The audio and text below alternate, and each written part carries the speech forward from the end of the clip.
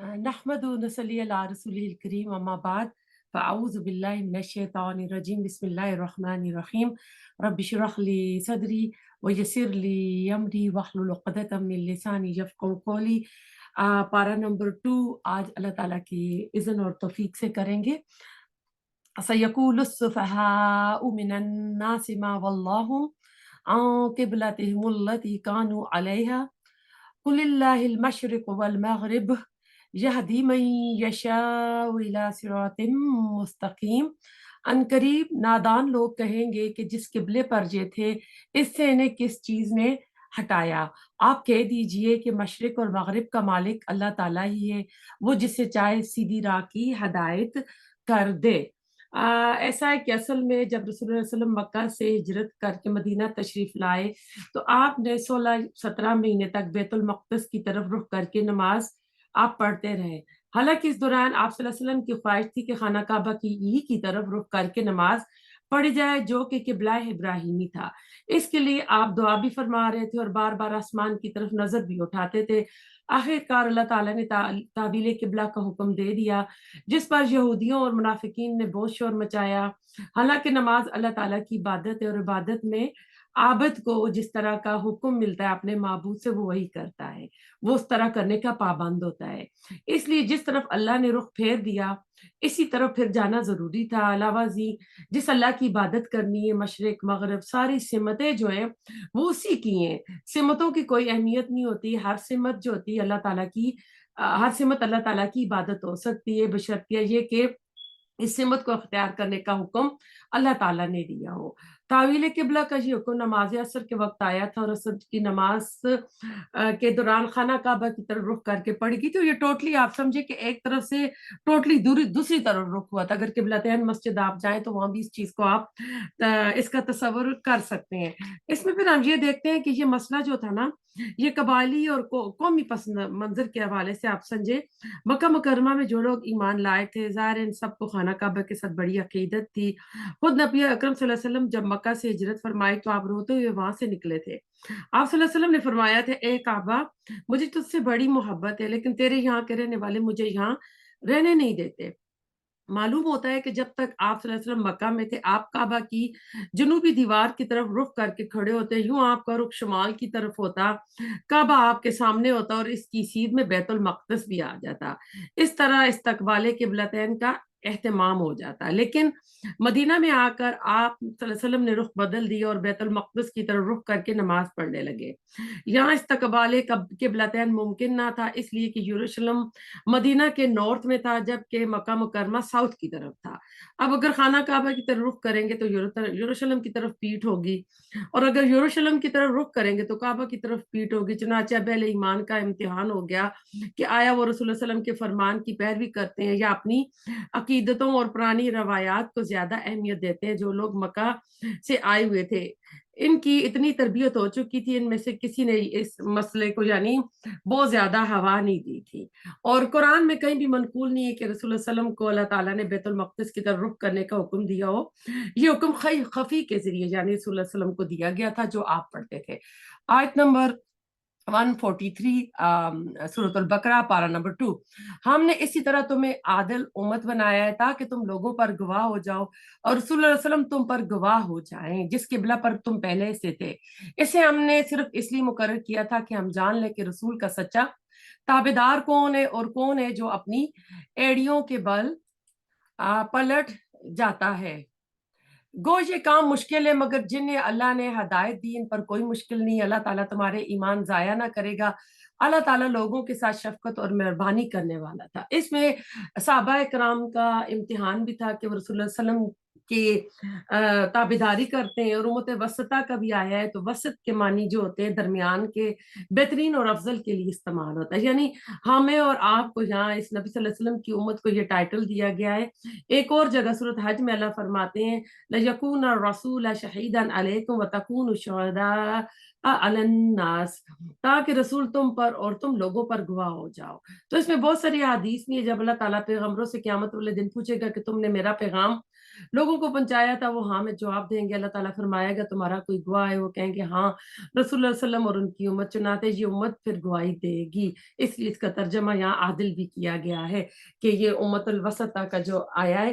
پھر ایسا تھا کہ جو لوگوں نے نمازیں پڑھی تھی طویل قبلہ کی طرف، تو جو مومنین صادق لوگ تھے وہ رسول اللہ صلی اللہ علیہ وسلم کے اشارے کے منتظر تھے، انہوں نے فوراً، کیونکہ آپ ٹوٹلی ایک طرف پڑھا رہے تھے تو امام وہاں سے چلتا ہوا دوسری طرف گیا، اور پھر جو نمازی تھے انہوں نے بھی اپنی حالت این کہتے ہیں کہ یہ رکوع کی حالت میں حکم ہوا تھا، انہوں نے بھی اپنا رخ جو ہے کعبہ کی طرف پھیل دیا تھا۔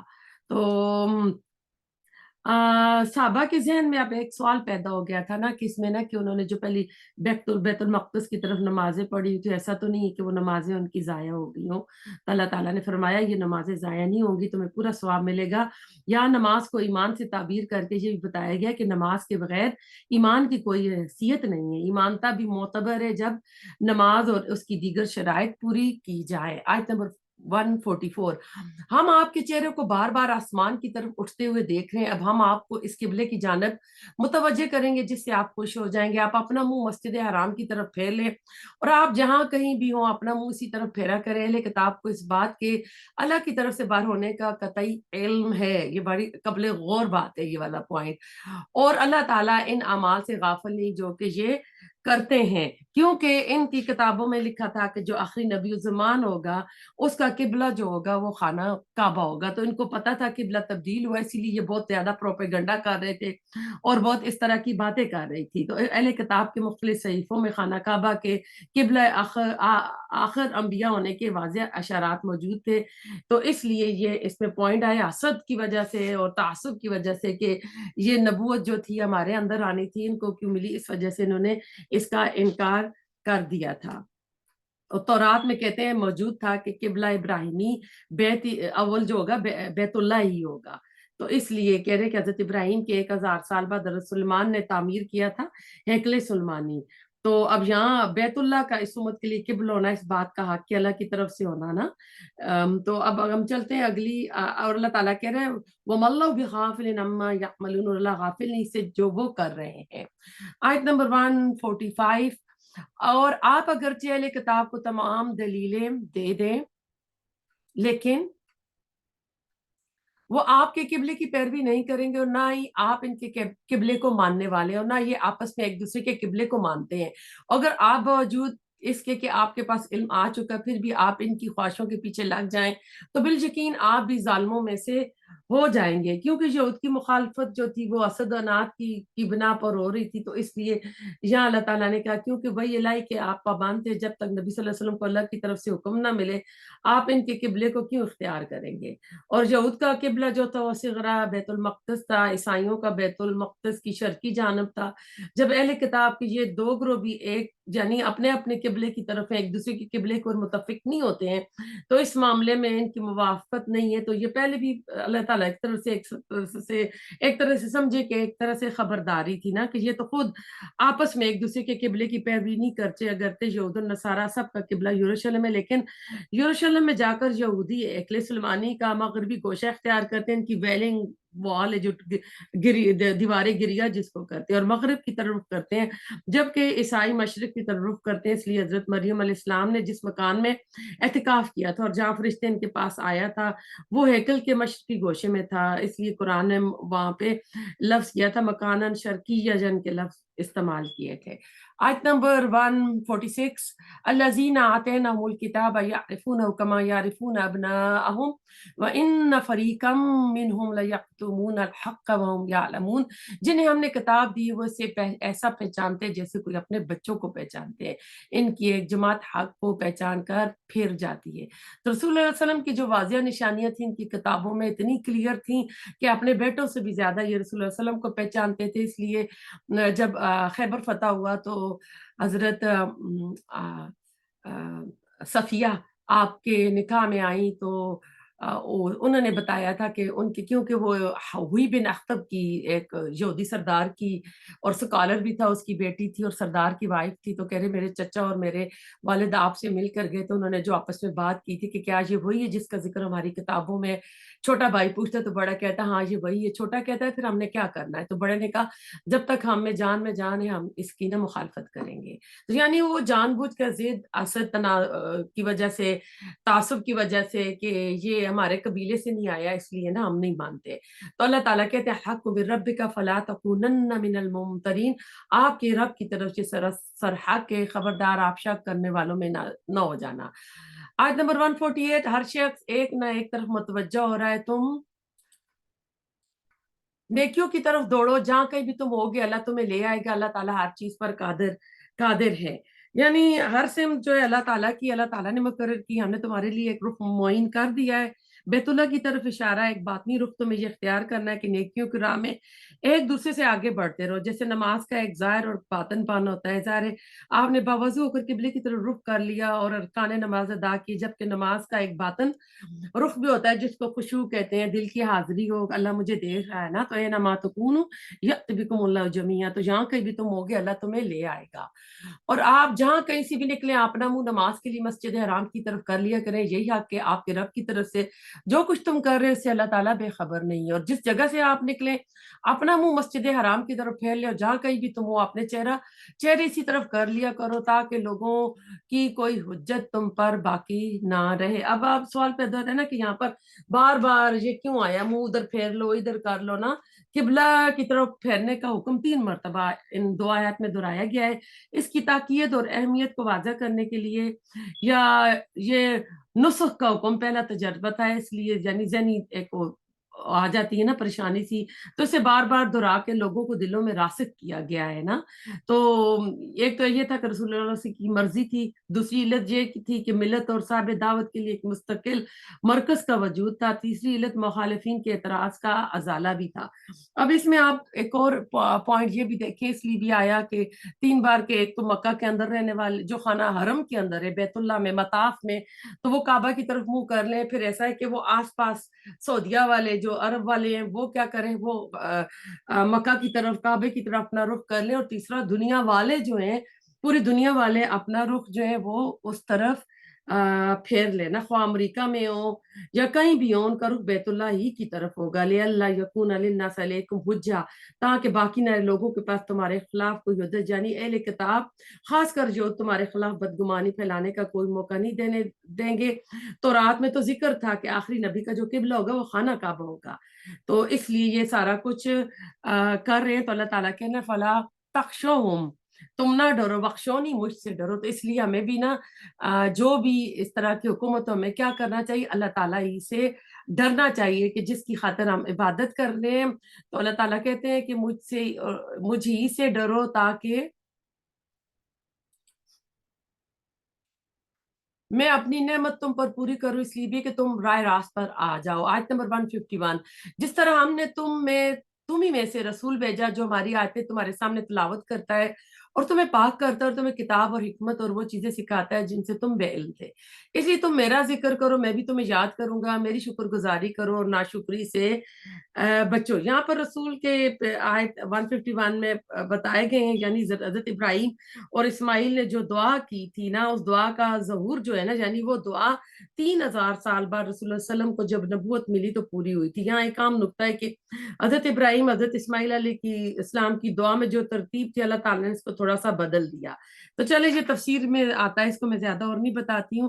تو اللہ تعالیٰ کہتے ہیں تم کیا کرو، فَاذْكُرُونِی أَذْكُرْكُم، تم مجھے یاد کرو میں تمہیں یاد کروں گا. یہ اللہ اور بندوں کے درمیان ایک بہت بڑا پختہ وعدہ ہے، معاہدہ ہے. اس کی شرح ایک حدیث قدسی میں آتی ہے، اللہ تعالیٰ کہتے ہیں میرا بندہ جب مجھے یاد کرتا ہے تو میں اس کے پاس ہوتا ہوں، اگر وہ مجھے اپنے دل میں یاد کرتا ہے تو میں بھی اسے اپنے دل میں یاد کرتا ہوں، اگر وہ مجھے کسی محفل میں یاد کرتا ہے تو میں اسے اس سے بہتر محفل میں یاد کرتا ہوں، اس کی محفل تو بہت بلند اور بالا ہے. کس کی؟ اللہ تعالیٰ کی. وہ ملا اعلیٰ کی محفل ہے، ملائکہ مقربین کی محفل ہے.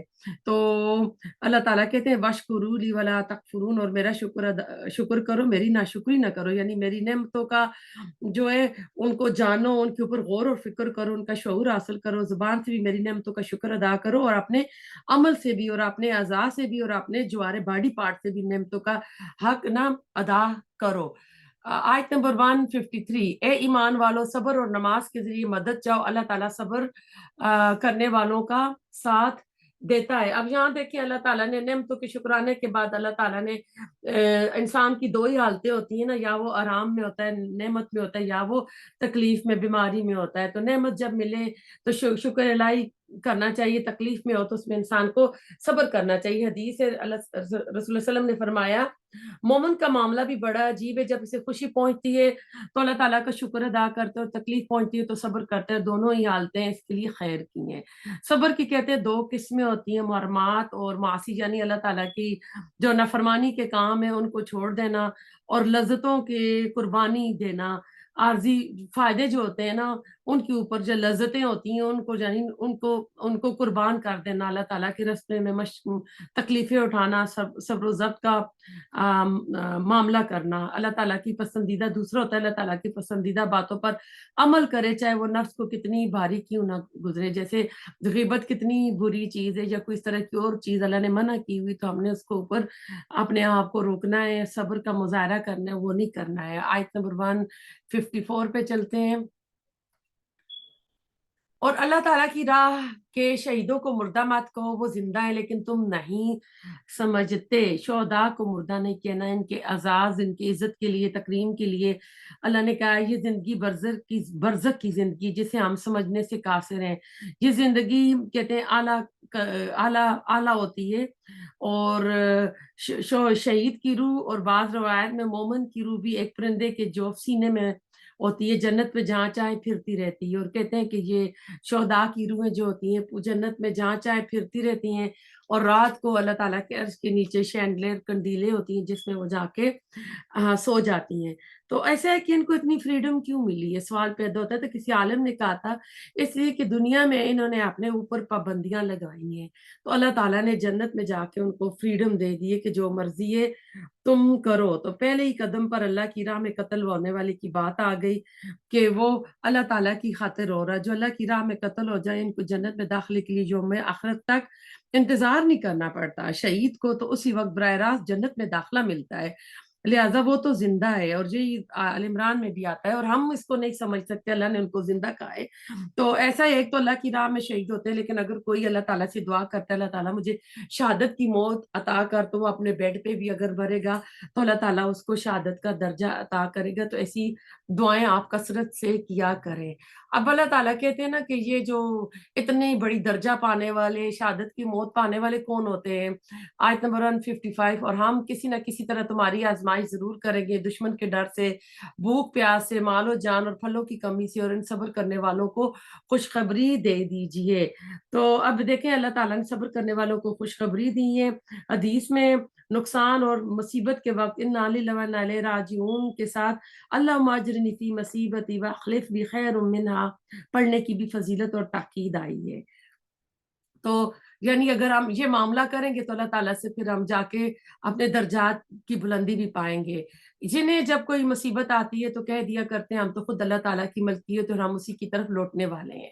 ان پر ان کے رب کی نوازشیں اور رحمتیں، اور یہی لوگ ہدایت یافتہ ہے. تو اب ایسا ہے کہ ہم نے بھی اپنے اندر اس طرح کی کوالٹیز، اس طرح کی صفات پیدا کرنی ہے. اب حج کی آ رہی ہیں، صفا اور مروہ اللہ تعالیٰ کی نشانیوں میں سے، اس لیے بیت اللہ کا حج اور عمرہ کرنے والے پر ان کا طواف کر لینے میں کوئی گناہ نہیں. اپنی خوشی سے بھلائی کرنے والوں کا اللہ قدردان ہے، انہیں خوب جاننے والا ہے. صفا اور مروہ کے درمیان صحیح حج کا رکن ہے، لیکن قرآن کے الفاظ سے کوئی گناہ نہیں. صحابہ کو یہ شبہ ہوا کہ شاید یہ ضروری نہیں ہے.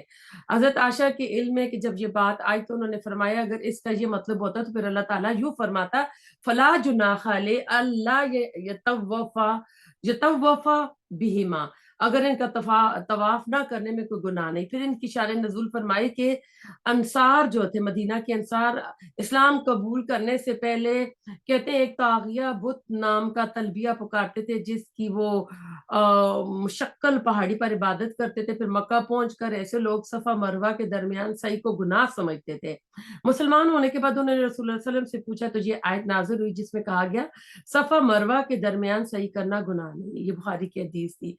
تو ایسا ہے کہ اب یہ تو ہو گیا، اور جو لوگ ہماری اتاری ہوئی دلیلوں اور ہدایت کو چھپاتے ہیں، باوجود یہ کہ ہم اسے اپنی کتاب میں لوگوں کے لیے بیان کر چکے ہیں، لوگوں پر اللہ کی اور تمام لعنت کرنے والوں کی لعنت ہے۔ اب جو دیکھیں آیات کو، ہدایت کو چھپاتے ہیں، لعنت کیا ہوتی ہے؟ اللہ تعالیٰ کی رحمت سے دوری۔ آیت نمبر 160، مگر وہ لوگ جو توبہ کر لیں، اصلاح کر لیں اور بیان کر دیں تو میں ان کی توبہ قبول کر لیتا ہوں، میں توبہ قبول کرنے والا اور رحم و کرم کرنے والا ہوں۔ تو اس سے کیا پتہ چلتا ہے کہ ایسا انسان، غلطیاں ہوتی رہتی ہیں، تو انسان کیا کرے، جب بھی اس طرح کی کوئی بات ہو تو فوراً اللہ تعالیٰ کے حضور توبہ کر لے۔ اللہ تعالیٰ کو توبہ کرنا پسند ہے اور اللہ تعالیٰ معاف فرما دیتا ہے۔ آیت نمبر 161، یقیناً جو کفار اپنے کفر ہی میں مر جائیں، ان پر اللہ تعالیٰ کی، فرشتوں کی اور تمام لوگوں کی لعنت ہے۔ مرتد کی جو سزا ہے ایک طرح سے، وہ آیت نمبر 161 میں بتائی گئی ہے کہ جو لوگ حالت یعنی اسلام قبول کر لیتے ہیں پھر مر جاتے ہیں، ان کا خاتمہ کفر پر، ان پر لعنت ہے۔ لیکن ان کے علاوہ وہ لوگوں پر لعنت اور لوگوں پر کہتے ہیں لعنت کرنا جائز نہیں ہے، کیونکہ ہم لوگ اکثر نہ کوئی کسی بات پہ خفا ہوتے تو لعنت لعنت کے الفاظ کرتے ہیں، تو اللہ تعالیٰ نے صرف ان لوگوں کے لیے یہ الفاظ استعمال کیا ہے۔ آیت نمبر 162 پہ چلتے ہیں، جس میں اچھا یہ اسی کے ساتھ 162 اسی کے ساتھ لیے خالدین فیہا لا یخفف عنہم العذاب ولا هم ینظرون، جس میں یہ ہمیشہ رہیں گے، نہ ان سے عذاب ہلکا کیا جائے گا اور نہ انہیں ڈھیل دی جائے گی۔ یعنی جو قیامت کے دن کے دو اللہ تعالیٰ نے سزا اور جزا رکھی ہیں وہ ہمیشہ کے لیے ہوں گی۔ وَإِلَٰهُكُمْ إِلَٰهٌ وَاحِدٌ لَا إِلَٰهَ إِلَّا هُوَ الرَّحْمَٰنُ الرَّحِيمُ، تم سب کا معبود ایک ہی معبود ہے، اس کے سوا کوئی معبود برحق نہیں، وہ بہت رحم کرنے والا اور بڑا مہربان ہے۔ تو یہ وہ رحمان رحیم یہ سارا ہم کل کر چکے ہیں۔ آسمانوں اور زمین کی پیدائش، رات دن کا ہیر پھیر، کشتیوں کا لوگوں کو نفع دینے والی چیزوں کو لیے ہوئے سمندروں میں چلنا، آسمان سے پانی اتار کر مردہ زمین کو زندہ کر دینا، اس میں ہر قسم کے جانوروں کو پھیلا دینا اور ہواؤں کے رخ کو بدلنا، اور بادل اور جو آسمان اور زمین کے درمیان مسخر ہیں، ان میں عقل مندوں کے لیے قدرت الہی کی نشانیاں ہیں۔ اب یہ آیت جو آ رہی ہے اس کے مطالعے سے آپ سمجھ لیں کہ سورۃ البقرہ کا نصف ثانی جو ہے وہ ہو رہا ہے۔ اب یہاں یہ اس آیت کو نا، اس کے اندر جو ہے نا اللہ تعالیٰ نے اس آیت میں کہتے ہیں بڑی جامع آیت ہے، کائنات کی تخلیق اور اس کے نظم اور تدبر کے متعلق 7 اہم امور جو ہے نا وہ یہاں اکٹھے کی گئے ہیں اور کسی آیت میں نہیں ہوئے ہیں۔ نمبر 1، آسمان اور زمین کی پیدائش جن کی وسعت اور عظمت بیان نہیں کر سکتے۔ نمبر 2، رات اور دن کا ایک دوسرے کے بعد آنا، دن کو روشنی رات کو اندھیرا کر دینا تاکہ کاروبار معاش بھی ہو سکے اور آرام بھی ہو سکے۔ پھر رات کا لمبا اور دن کا چھوٹا ہونا، پھر اس کے برعکس دن کا لمبا رات کا چھوٹا ہونا۔ نمبر 3، سمندر میں کشتیوں جہازوں کا چلنا جن کے ذریعے سے تجارتی سفر بھی ہوتے ہیں اور ٹنوں کے حساب سے سامان ایک جگہ سے دوسری جگہ منتقل ہوتا ہے۔ نمبر 4، بارش جو زمین کی شادابی اور رویدگی کے لیے نہایت ضروری ہوتی ہے۔ نمبر 5، ہر قسم کے جانوروں کی پیدائش جو نقل و حمل، کھیتی باڑی اور جنگ میں بھی کام آتے ہیں، اور انسانی خوراک کی بھی ایک بڑی مقدار ان سے پوری ہوتی ہے۔ نمبر 6، ہر قسم کی ہوائیں، ٹھنڈی، گرم، بار آور، ساری یعنی مشرقی مغربی جو بھی مونسون ہوائیں ہم نے بھی نام رکھے ہوتی ہیں۔ نمبر 7، بادل جنہیں اللہ تعالیٰ جہاں چاہتا ہے برساتا ہے۔ یہ سارے امور اللہ تعالیٰ کی قدرت ہے، اس کی وحدانیت پر دلالت کیا نہیں کرتے ہیں؟ تو یہ سارا کچھ یعنی اس میں غور کرنے والوں کے لیے بہت سی نشانیاں، اس پہ اگر کوئی غور و فکر کرے تو اللہ تعالیٰ آیات لقومی یعقلون، نہ کہ کس کے لیے جو اللہ اپنے خالق کو پہچانے، اس کی نشانیوں کو دیکھے، آیات آفاقی پر غور و فکر کرے۔ تو اس پہ جب بھی فارغ ٹائم ہو آپ ہوں تو ان کے اوپر غور و فکر کیا کریں۔ آیت نمبر 165، بعض لوگ ایسے بھی ہیں جو اللہ کے شریک اوروں کو ٹھہرا کر ان سے ایسی محبت کرتے ہیں جیسی اللہ سے محبت کی جاتی ہے۔ اور ایمان والے اللہ کی محبت میں بہت سخت ہوتے ہیں، کاش کہ مشرک لوگ جانتے ہیں، جبکہ اللہ کے عذاب کو دیکھ کر جان لے گی کہ تمام طاقت اللہ ہی کو ہے، اور اللہ تعالیٰ سخت عذاب دینے والا ہے، اور ہرگز وہ شرک نہ کرتے۔ اب دیکھیں اللہ تعالیٰ نے پچھلی آیت میں جتنی اپنی قدرت کی نشانیاں دکھائی، اس کے باوجود بھی اگر کچھ لوگ اللہ تعالیٰ کے ساتھ شریک کر لیتے ہیں اور اپنی ایجاد دوسروں کو رکھتے ہیں، تو پھر اللہ تعالیٰ ان کا جو بتا رہے ہیں کہ ان کو پھر عذاب اس طرح کا ملے گا۔ اور پھر مزید اللہ تعالیٰ ان کے لیے بتا رہے ہیں، کیونکہ اپنے پیشوا، اپنے امام، اپنے پیر بزرگ بنا لیتے ہیں نا، تو اس وقت کیا ہوتا ہے، جس وقت پیشوا لوگ اپنے تابعداروں سے بیزار ہو جائیں گے اور عذاب کو اپنی آنکھوں سے دیکھ لیں گے، اور کل رشتے ناطے ٹوٹ جائیں گے۔ اب ایسا ہے، وہ تو نہیں ان کو کہہ کر گئے تھے، وہ تو اللہ تعالیٰ کے نیک بندے تھے، انہوں نے تو نہیں کہا تھا کہ آپ جو ہے ہم سے محبت کرو، ہمارے نذرانے دو، قبر پر چادریں چڑھاؤ، یا یہ کرو، تم لوگوں نے از خود بنا لیے تھے، تو وہ ان سے بیزار ہو جائیں گے نا۔ تو ہر کہتے ہیں انسانی معاشرے میں ایسے لوگ ہوتے ہیں جو دوسرے لوگوں کو اپنے پیچھے لگا لیتے ہیں۔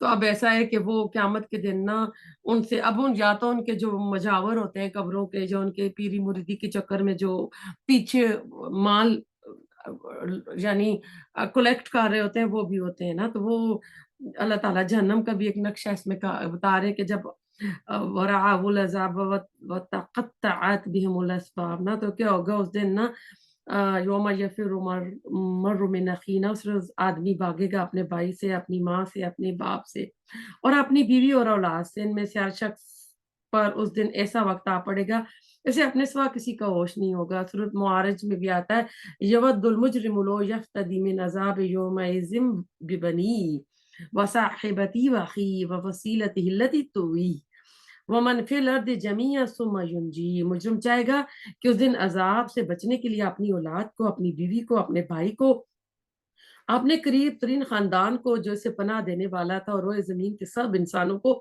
فدیے میں دے دے، تو یہ کہ یہ سب اس کو نجات دے دیں، تو وہاں ایسا نہیں ہوگا۔ یہاں فرمایا تقطعت بهم الاسباب، سارے رشتے ناطے کٹ جائیں گے۔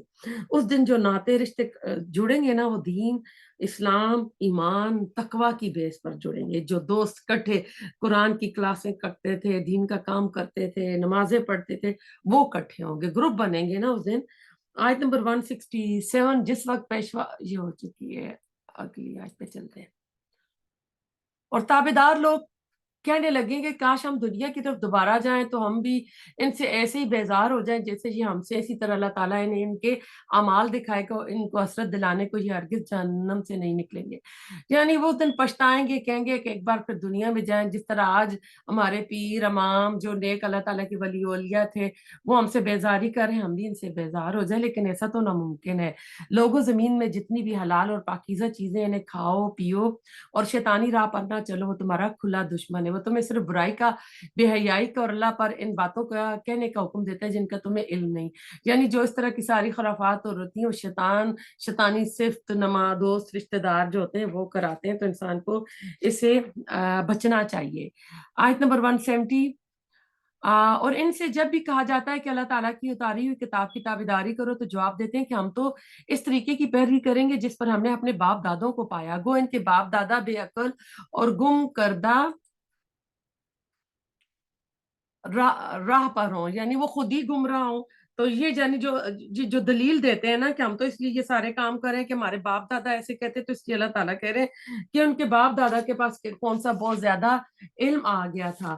تو جو بھی ہم دیکھیں دین کا کام کریں نا، تو ہمیں اپنی آنکھیں کھول کر کرنی چاہیے، ہمیں دیکھنا چاہیے کہ اس کے پیچھے دلیل کیا ہے، ایویڈنس کیا ہے، حدیث کیا ہے، اور قرآن کیا کہتا ہے، کہ اندھی تقلید کسی کی نہیں کرنی چاہیے۔ اس آیت سے یہ پتہ چل رہا ہے۔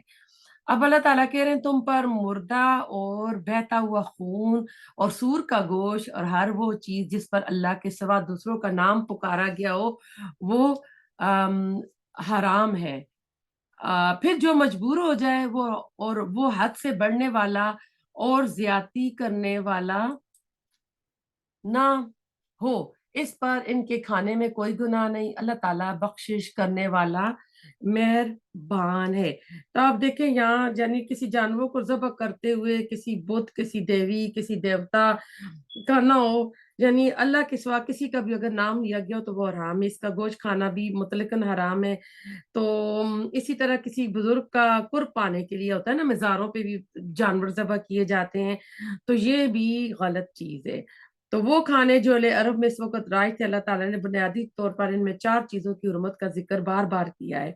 मक्की सूरतों में भी इन चीज़ों की हुर्मत का कई बार बयान आया है, तो अल्लाह ताला ने जहाँ छूट दे दी, फिर जो कोई मजबूर हो जाए और वो ख्वाहिशमंद और हद से आगे बढ़ने वाला ना हो तो उस पर कोई गुनाह नहीं। अगर कोई शख्स भूख से मजबूर हो गया, जान निकल रही है और कुछ शे खाने को नहीं मिल रही, तो जान बचाने के लिए हराम करदा चीज खा सकता है। इससे पता चलता है हमारा दीन युसर है, दीन में आसानी है। लेकिन इसके लिए 2 शर्तें अल्लाह ने रख दी हैं। एक तो वो हराम की तरफ रग़बत ना रखता हो, मीलान ना रखता हो। दूसरा ये कि जान बचाने के लिए जो कि नागज़ीर मिकदार है, यानी थोड़ी-सी जो मिकदार है जान बचाने के लिए खाना है।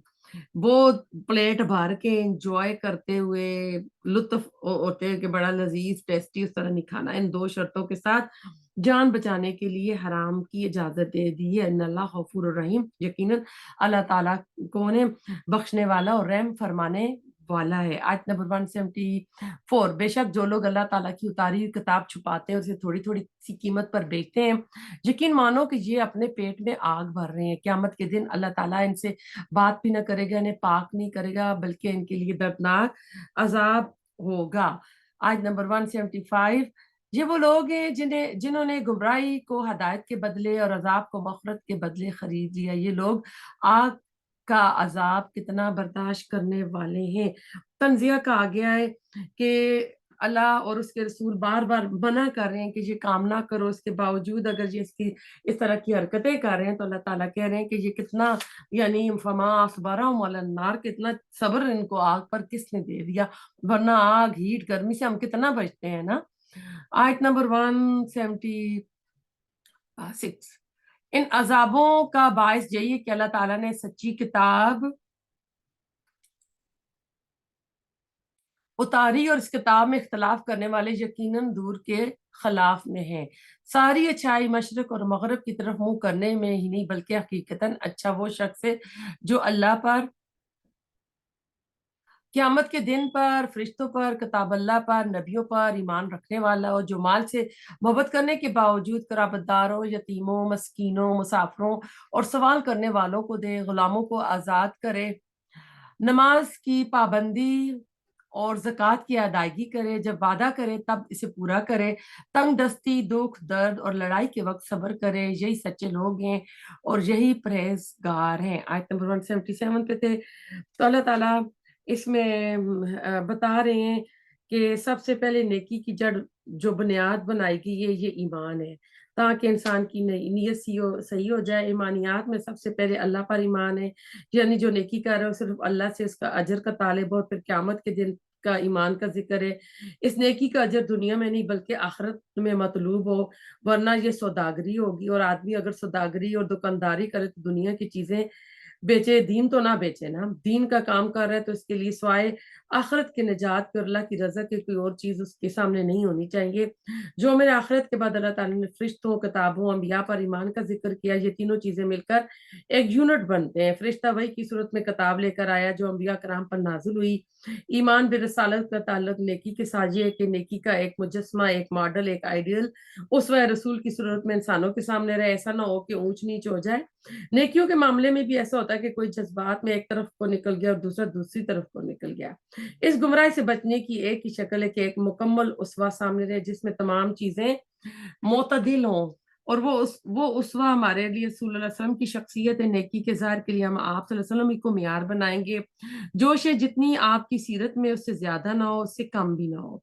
यानी उतनी ही लेनी है, उसमें हमने ना कमी करनी है और ना ही زیادتی کرنی، وَآتَ الْمَالَ عَلَىٰ حُبِّهِ، اور وہ مال خرچ کرے اس مال کی محبت کے باوجود، یعنی مال کی محبت ہے انسان کو، اس کے باوجود اللہ کے راستے میں مال خرچ کر رہا ہے، کس کے اوپر؟ ذوی القربى والیتامى والمساکین وابن السبیل والسائلین فی الرقاب، یعنی رشتہ داروں، یتیموں، محتاجوں، مسافروں اور مانگنے والوں کو۔ گویا نیکی کے مظاہر میں اولین مظہر انسانی ہمدردی ہے۔ اگر یہ نہیں ہے تو نیکی کا وجود نہیں ہے، عبادات کے انبار لگے ہو مگر دل میں سختی ہو، انسان کو حاجت میں دیکھ کر دل نہ پسیجے، یعنی کسی کو ضرورت ہے اور ہمارا دل اس کے لیے نہیں دکھ رہا ہے، کسی کی تکلیف میں دیکھ کر ہماری تجوری کی طرف ہاتھ نہ بڑھے، حالانکہ تجوری میں مال موجود ہے، تو یہ طرز عمل دین کی روح سے بالکل خالی ہے۔ سورۃ آل عمران میں اللہ تعالیٰ فرماتے ہیں لن تنالوا البر حتی تنفقوا مما تحبون، تم نیکی کے مقام کو نہیں پہنچ سکتے جب تک خرچ نہ کرو اس میں سے جو تمہیں محبوب ہے۔ یہ نہیں کہ جس شے سے طبیعت اکتا گئی ہے، پرانی ہو گئی ہے، کپڑے پرانے بسیدہ ہو گئے ہیں، وہ کسی دیکھ اور حاتم تائی کی قبر پر لات مار دی جائے، یعنی جو شے ہم کو خود پسند ہو، عزیز ہو، وہ ہم نے دینی ہے۔ پھر کیا کرنا؟ وَأَقَامَ الصَّلَاةَ وَآتَى الزَّكَاةَ، اور قائم کرے نماز اور ادا کرے زکوٰۃ، یعنی آپ دین کی حکمت کو سمجھے۔ نماز اور زکوٰۃ کا ذکر ایمان اور انسانی ہمدردی کے بعد آیا ہے، اور اس وقت انسانیت کو کتنی ضرورت ہے، اس لیے روح دین ایمان ہے، اور نیکی کے مظاہر میں پہلا مظہر انسانی ہمدردی ہے۔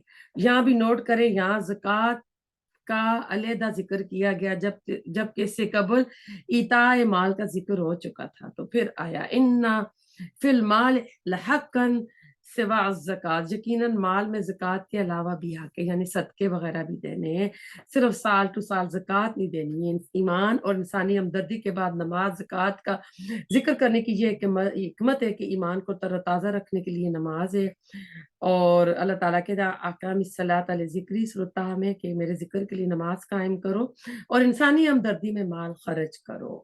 تو کیا ہوگا؟ اب دیکھیں جب ہم اپنے ملکوں میں جاتے ہیں نا تو ہم لوگ دو ایکسٹریم دیکھتے ہیں، ایک طرف بہت امیری ہے، اتنے امیر لوگ ہیں، دوسری طرف اتنی غربت ہے۔ وہ کیوں ہے کہ امیر لوگوں نے اپنا مال اپنے تک رکھا ہوا ہے، وہ مما ینفقون نہیں کر رہے ہیں، جو رزق دیا اس کو خرچ نہیں کر رہے۔ اگر ہر معاشرہ ایسا کرے تو معاشرے میں اعتدال آ جائے گا۔ آیت نمبر 178، اے ایمان والو، تم پر مقتولوں کا قصاص لینا فرض کیا گیا ہے، آزاد کے بدلے غلام، غلام کے بدلے عورت کے بدلے، ہاں جس کسی کو اس کے بھائی کی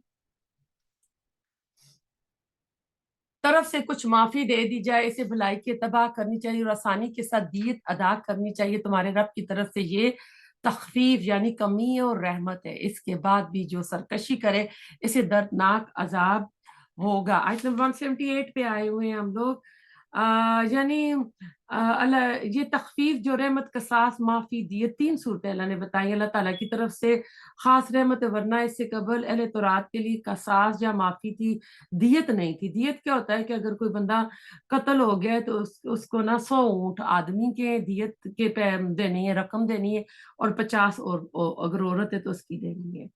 تو قبول دیت کے بعد قتل بھی کر دے تو یہ سرکشی اور زیادتی ہوگی، جس کی سزا سے دنیا اور آخرت میں مل کر رہے گی۔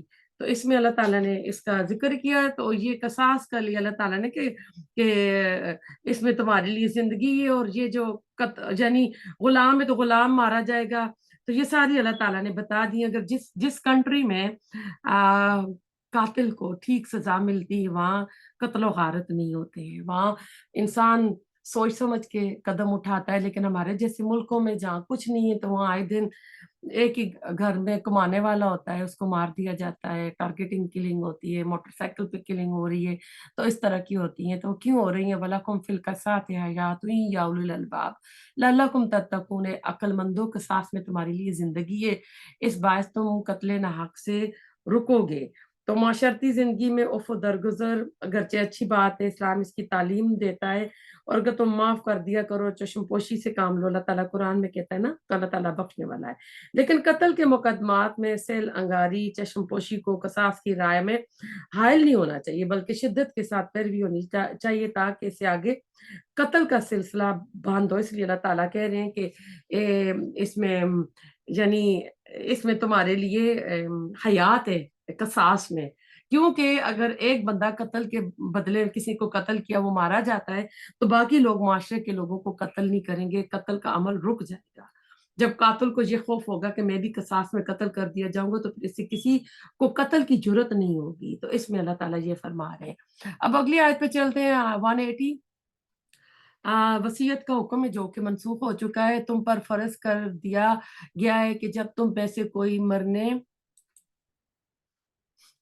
لگے اور مال چھوڑ جاتا ہے تو اسے اپنے ماں باپ اور قرابت داروں کے لیے اچھائی کے ساتھ وصیت وہ کر جائے، پرہیزگاروں کے لیے یہ حق اور ثابت ہے۔ تو اب یہ آیت منسوخ ہو چکی ہے کیونکہ جب سورۃ نساء میں آ گئی، اللہ تعالیٰ نے وارثوں کو حق دے دیے، تو رسول اللہ علیہ وسلم کی حدیث ہے کہ لا وصیت للوارث، کے وارث کے لیے کوئی وصیت نہیں ہے۔ اب اللہ تعالیٰ نے اس بخاری کی یہ حدیث تھی، اللہ تعالیٰ نے دے دی ہے، تو اب اس کی اب یہ ایک طرح کی آیت ہے جو کہ اس کی تلاوت ہے، اس کے اوپر حکم نہیں ہے۔ آیت نمبر 181، اب جو شخص اسے سننے کے بعد بدل دے اس کا گناہ بدلنے والے پر ہوگا، واقعی اللہ تعالیٰ سننے والا جاننے والا ہے۔ ہاں، جو شخص وصیت کرنے والے کی جانبداری کرے، جو گناہ کی وصیت کرنے سے ڈرے، پس وہ ان میں سے آپس میں اصلاح کرا دے تو اس پر گناہ نہیں، اللہ تعالیٰ بخشنے والا اور مہربان ہے۔ یعنی اگر کوئی وصیت کرنے والا غلط کر گیا یا کوئی رشتہ داروں کی طرفداری کر رہا ہے تو کہتے اس کو ایسا نہیں کرنا چاہیے، اللہ سے ڈرنا چاہیے، ایمان والوں تم پر روزے رکھنا فرض کر دیا گیا جس طرح تم سے پہلے لوگوں پر فرض کیے گئے تھے تاکہ تم تقوی اختیار کرو۔ 183 آیت پہ آئے ہوئے ہیں، رمضان بھی ہمارے پاس بھی رمضان آنے والا ہے تو اس کے اوپر اللہ تعالیٰ نے کیے، تو روزہ آپ کو پتہ ہے کہ روزہ کیا روزہ ہوتا ہے، صبح صادق سے لے کے غروب آفتاب تک کچھ کھانا نہیں ہے۔ تو رسول اللہ صلی اللہ علیہ وسلم جب مدینہ تشریف لائے تھے، یہود کے یہاں روزہ رکھنے کا رواج تھا، وہ عاشورہ کا روزہ بھی رکھتے تھے، اس لیے اس روز بنی اسرائیل کو فرعونیوں سے نجات ملی تھی۔ رسول اللہ صلی اللہ علیہ وسلم نے مسلمانوں کو پہلے ایام 20 کے 3 روزے رکھنے کا حکم تھا۔ اس رکوع کی ابتدائی 2 آیات میں ان کی توثیق کی گئی ہے، اور اب ایسا ہے کہ یہ 2 ہجری میں روزہ فرض ہوا تھا، 2 ہجری رمضان ہی میں غزوہ بدر بھی ہوا تھا، تو اب اس میں روزے جو ہیں وہ فرض کی گئے ہیں، تو اللہ تعالیٰ کہہ رہے تاکہ تم بچ سکو اللہ تعالیٰ کی نافرمانی سے، گناہوں سے، جہنم کے عذاب سے بچ سکو۔ پھر ساتھ ہی اللہ تعالیٰ کہتے ہیں کہ گنتی کے چند ہی دن ہیں، لیکن تم میں سے جو شخص بیمار ہو یا سفر میں ہو وہ اور دنوں میں گنتی پوری کر لے، اور اس کی طاقت رکھنے والے فدیے میں ایک مسکین کو کھانا دے۔ پھر جو شخص نیکی میں سبقت کرے وہ اسی کے لیے بہتر ہے، لیکن تمہارے حق میں بہتر کام روزے رکھنا ہی اگر تم با علم ہو۔ اب ایسے ایام مدودات، اب دیکھیں ہم بھی تو رمضان کے پورے مہینے میں دن گنتے رہتے ہیں، باقی 11 مہینے میں چاند آتا ہے جاتا ہے، ہم چاند سے اتنی واقفیت نہیں رکھتے، ہمیں نہیں پتا ہوتا آج چاند کے کتنے دن ہو گئے، لیکن رمضان واحد مہینہ ہے کہ اس میں دن کاؤنٹ کیے جاتے ہیں۔ اللہ تعالیٰ کہتے ہیں شہر رمضان الذی انزل فیہ القرآن، ماہ رمضان وہ مہینہ ہے جس میں قرآن اتارا گیا، جو لوگوں کو ہدایت کرنے والا، جس میں ہدایت کی اور حق اور باطل کی تمیز کی نشانی ہے۔ تم میں سے جو شخص اس مہینے کو پائے اسے روزہ رکھنا چاہیے، ہاں جو بیمار ہو یا مسافر ہو اسے دوسرے دنوں میں یہ گنتی پوری کر لینی چاہیے۔ شروع میں جب ہوا نا تو پچھلی آیت میں جو تھا کہ جو نہ رکھنا چاہے تو فدیہ دے دے، تو شروع میں آسانیاں تھی کہ غریب لوگوں کے لیے روزہ رکھنا تو آسان تھا، کھانے کو نہیں ملتا، لیکن امیروں کے لیے نا کہ چلو نہیں رکھ رہے تو وہ فدیہ دے دیں، لیکن ابھی اس میں نا وہ منسوخ ہے اور یہ ناسخ ہے۔ اب کہ اللہ تعالیٰ کہہ رہے جو بھی اس مہینے کو پائے تو وہ کیا کرے، وہ روزہ رکھے۔ چھوٹ کس کو ملی ہے؟ بیمار کو اور مسافر کو، تو دوسرے دنوں میں گنتی پوری کر دے۔ اللہ تعالیٰ کا ارادہ تمہارے ساتھ آسانی کا ہے، سختی کا نہیں ہے، وہ چاہتا ہے کہ تم گنتی پوری کر لو اور اللہ تعالیٰ کی دی ہوئی ہدایت پر اس کی بڑائی بیان کرو اور اس کا شکر ادا کرو۔ جب میرے بندے میرے بارے میں آپ سے سوال کریں تو آپ کہہ دیں میں بہت ہی قریب ہوں ہر پکارنے والے کی پکار کو، جب کبھی وہ مجھ پکارے قبول کرتا ہوں۔ اس لیے لوگوں کو بھی چاہیے کہ وہ میری بات مان لیا کرے اور مجھ پر ایمان رکھے، یہی ان کی بھلائی کا باعث ہے۔ اب رمضان اور جو رمضان کی دعائیں یہ ساتھ ساتھ چل رہے ہیں، تو کیونکہ رمضان جو ہے ایک تو ایسی بابرکت مہینہ ہے، پھر اس میں اگر دعاؤں کا اہتمام کیا جائے گا تو کیا ہوگا کہ دعاؤں کی قبولیت کا بھی باعث بنتا ہے۔ تو اللہ تعالیٰ اس میں فرما رہے کہ میرے بندے جب بھی نبی صلی اللہ علیہ وسلم آپ سے سوال کریں تو کہیں کہ میں ان کے قریب ہوں۔ تو اللہ تعالیٰ تو ہر بندے کی شارق کے قریب ہوتا ہے، اس لیے اللہ تعالیٰ وہ ایذا کے لفظ آئے ہیں کہ جب کبھی کوئی اس میں پابندی نہیں لگی ہے کہ آپ جو نماز بچائیں، تہجد پڑھیں یا فرض نماز کے بعد یا افطاری کی حالت میں، جس بھی وعز جب کبھی جس حالت میں آپ باوضو ہیں یا بے وضو ہیں، یعنی آپ چل رہے ہیں، کھڑے ہیں، لیٹے ہیں، یعنی یہ نہیں کہا کہ ادب سے بیٹھنا ہے، کرنا ہے، آپ لیٹے اٹھتے بیٹھے اللہ تعالیٰ سے دعائیں کر سکتے تو اللہ تعالیٰ پہلے کہہ رہا کہ میں ان کی پکار کا جواب دیتا ہوں، یعنی ہم تو مائل بے کرم ہے، کوئی سائل نہیں، راہ دکھلائیں کیسے، راہ روے منزل ہی نہیں۔ تو اللہ تعالیٰ نے تو بڑی اپنی ہاٹ لائن جو ہے نا 24 آور 7 days اے ویک اور پورے سال کی اللہ تعالیٰ نے کھلی چھوڑ دی ہے نا، اجیب دعوت الداعی اذا دعان، میں تو ہر پکارنے والے کی پکار کا جواب دیتا ہوں جب بھی وہ جہاں بھی مجھے پکارے۔ تو اللہ تعالیٰ تو کہہ رہا ہے کہ تم مجھ سے مانگو ہم دیں گے، تو یہ پھر فرسٹ تجیبوا لی پاس انہیں چاہیے کہ میرا حکم مانے والے یؤمنوا بھی اور مجھ پر ایمان رکھیں۔ یہ یک طرفہ بات نہیں بلکہ دو طرفہ معاملہ ہے، جیسے کہ ہم پہلے بھی پڑھے فَاذْكُرُونِی أَذْكُرُکُم، پس تم مجھے یاد رکھو میں بھی تمہیں یاد رکھوں گا، تم میرا شکر کرو گے تو میں تمہاری قدردانی کروں گا، تم میری طرف چل کر آؤ گے تو میں دعا کر آؤں گا، تم بالشت پر آؤ گے تو میں ہاتھ بھر آؤں گا، لیکن اگر تم رخ موڑ لو گے تو ہم بھی رخ موڑ لیں گے، ہماری تو کوئی غرض نہیں، غرض تو تمہاری ہے، تم رجوع کرو گے تو ہم بھی رجوع کریں گے، تم توبہ کرو گے تو ہم اپنی نظر کرم تم پر متوجہ کریں گے۔ سورہ محمد میں آئیں ان تنصروا اللہ ینصرکم، اگر تم اللہ کی مدد کرو گے تو وہ تمہاری مدد کرے گا، لیکن اگر تم اللہ کے دشمنوں کے ساتھ دوستی کی پینگے بڑھاؤ، ان کے ساتھ تمہاری ساز باز اور کھڑے ہو جاؤ، جیسے کہ آج کل ہمارے مسلمان حکمران کر رہے ہیں، قنوت نازلہ میں اللہ سے مدد مانگنے کے لیے تم سے بڑا بیوقوف کون ہوگا، یعنی تم نے تو اپنے ڈیلز، اپنی بزنس، اپنی دوستیاں ان کے ساتھ رکھی ہوئی ہیں، اور پھر قنوت نازلہ تو پڑھا ہی نہیں جاتا وہاں پہ۔ پہلے اللہ کی طرف اپنا رخ تو کرو، اللہ سے اپنا معاملہ تو درست کرو، اس میں سے یہ کوئی شرط نہیں ہے کہ پہلے ولی کامل بن جاؤ، بلکہ اسی وقت خلوص نیت سے توبہ کرو، سارے پردے ہٹ جائیں گے۔ میں آپ کو جیسے بتا رہی مولانا مکی حرم میں درس دیتے ہیں، تو میں تھی تو ان کی میں نے وہ کلاس اٹینڈ کی، مغرب کے بعد ہوتے ہیں، آئی تھنک گیٹ نمبر 22 پہ ہوتے ہیں، کسی نے جانا ہو تو میں نے ان کو سوال لکھ کے یہی بھیجا تھا کہ امریکہ میں ہر روز قنوت نازلہ ہو رہی ہے غزہ کے مسلمانوں کے لیے، مدینہ میں بھی کوئی دعا نہیں ہو رہی، کوئی قنوت نازلہ نہیں ہو رہی، یہاں بھی نہیں ہو رہی، تو آپ کو پتا ہے کہ ان کے اوپر بھی پابندیاں ہوتی ہیں، تو انہوں نے کہا کہ ضروری نہیں ہے ہر روز قنوت نازلہ، اور یہاں بھی ہو رہی ہے نا۔ تو اب ایسا ہے کہ اسی سے آپ حساب لگا لیں کہ ان کی دوستیاں، ان کے یارانے، ان کی یعنی جو کچھ مسلمانوں کے ساتھ ہو رہا ہے اس کے اوپر وہ دکھ نہیں رہے ہیں نا۔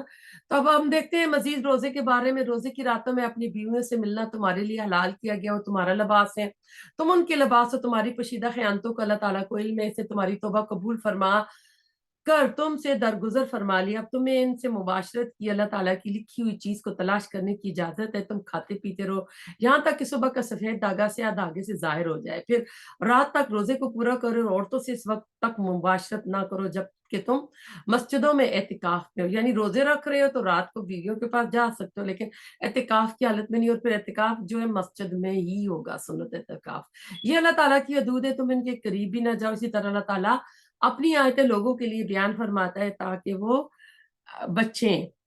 تو یعنی روزے کے احکامات یعنی بڑی طویل آئے تھے، اب جو یہود کی شریعت تھی موسیٰ علیہ السلام کی، وہ تھی کہ روزے شام کوئی شروع ہو جاتے تھے اور رات کو بھی روزے شامل ہوتے تھے، اور میاں بیوی کا تعلق بھی نہیں ہوتا تھا، لیکن ہمارا جو روزہ ہے اللہ تعالیٰ نے اس میں سہولت رکھی ہوئی ہے، اور ان میں یہ ہوتا تھا کہ اگر کوئی روزے سوتا رہ جائے تو وہ اگلا دن بھی وہ پورا کرتا تھا، تو اللہ تعالیٰ میم بیوی کو کہہ رہے کہ تم ایک دوسرے کو یعنی ایک دوسرے کا لباس ہو، یعنی تم ایک دوسرے کی پردہ پوشی کرو گے، جیسے لباس جسم کے حصوں کو چھپاتا ہے، اسی طرح میاں بیوی بھی اپنے آپ کو جو بھی ہوں گی خامیاں، جو بھی باتیں ہوں گی ایک دوسرے کے اوپر پردہ کریں گے، تو اللہ تعالیٰ کیا کرے گا کہ تمہارا یعنی مددگار ہوگا۔ پھر یہ کہ اعتकाफ की हालत में बीवियों के पास ना जाओ, और ये सारा इसमें जो हुई है अल्लाह ताला कहते तिल का हदूदुल्लाह फला तकरबुहा ना। तो बाज मकाम आता है तिल का हदूदुल्लाह फला तअतदुहा कि इनमें ज्यादती ना करो ना। तो अब रुकू की अब जो इसमें तकवे का अगली आयत पे अब चलते हैं। आयत नंबर 188 है। और एक दूसरे का माल ना हक ना खाया करो, ना हाकिमों को रिश्वत पहुंचाकर किसी का कुछ माल जुल्म सितम से अपना लिया करो, हालांकि तुम जानते हो। अब अल्लाह ताला के रोजे में तुम हलाल से बच्चे हो, अपने आप को बचाते रहे हो, तो अब तुम्हारी एक तरह से ट्रेनिंग होगी। अब तुम क्या करो कि तुम ना अब हराम से अपने आप को बचाओ। तो ये तकवा की मियार और कसौटी है। जो शख्स अकले यानी हलाल रिस्क का एहतमाम करेगा, हराम खोरी से बच जाएगा, वो मुत्तकी है। वरना नमाजों रोजों के अंबार लगे और एक हराम खोरी हो तो फिर अल्लाह ताला को ये चीज कबूल नहीं है। आयत नंबर 189, लोग आपसे चांद के बारे में सवाल करते हैं, आप कह दीजिए ये लोगों की इबादत के वक्तों और हज के मौसम के लिए आराम की हालत में और घरों के पीछे से तुम्हारा आना कुछ नेकी नहीं, बल्कि नेकी वाला वो है जो मुत्तकी और घरों में से दरवाजे से आया करो। तो अब इस आयत में जो है अल्लाह ताला ने कहा कि चांद के बारे में पूछते हैं, तो अब दिनों का जो ताल्लुक होता है वो चांद से होता है, और टाइम का जो ताल्लुक होता है वो सूरज से होता है, यानी लूनर कैलेंडर और सोलर कैलेंडर दोनों। सूरज भी अल्लाह ने बनाया, चांद भी अल्लाह ने बनाया, इसी दोनों को फॉलो करेंगे। अब ये नहीं कि 1 जनवरी आई तो जी ये तुम्हारा न्यू ईयर नहीं है, ये गोरे लोगों का है, और जी 1 मुहर्रम आ गई तुम्हारा है, बल्कि दोनों ही हमारे। एक जो है चांद के हिसाब से, और दूसरा जो है वो सूरज के हिसाब से है। तो आपको बता दिया चांद के हिसाब से दिन दिन काउंट किए जाते हैं, और जो टाइम होता है हमारा, जो नमाजों के औकात है, वो सूरज के साथ चलते हैं। और ये क्या करते थे, एहराम बांध लेते थे, तो ये घरों के फ्रंट कुछ चीज भूल जाए तो फ्रंट डोर से नहीं आते थे, पीछे से आते थे। अभी भी कुछ लोग जो है ना आते हैं तो वो बैक डोर से आते हैं घरों में, साहिब को कुछ फॉलो करते हैं। वकातिलू फी सबीलिल्लाहि लजीना युकातिलूनकुम वला तातदू इन्नल्लाह ला युहिब्बुल मुअतदीन। लड़ो अल्लाह की राह में इनसे जो तुमसे लड़ते हैं, और ज्यादती ना करो, अल्लाह ताला ज्यादती करने वालों को पसंद नहीं फरमाता। आयत नंबर 190 पे आए हुए हैं जी।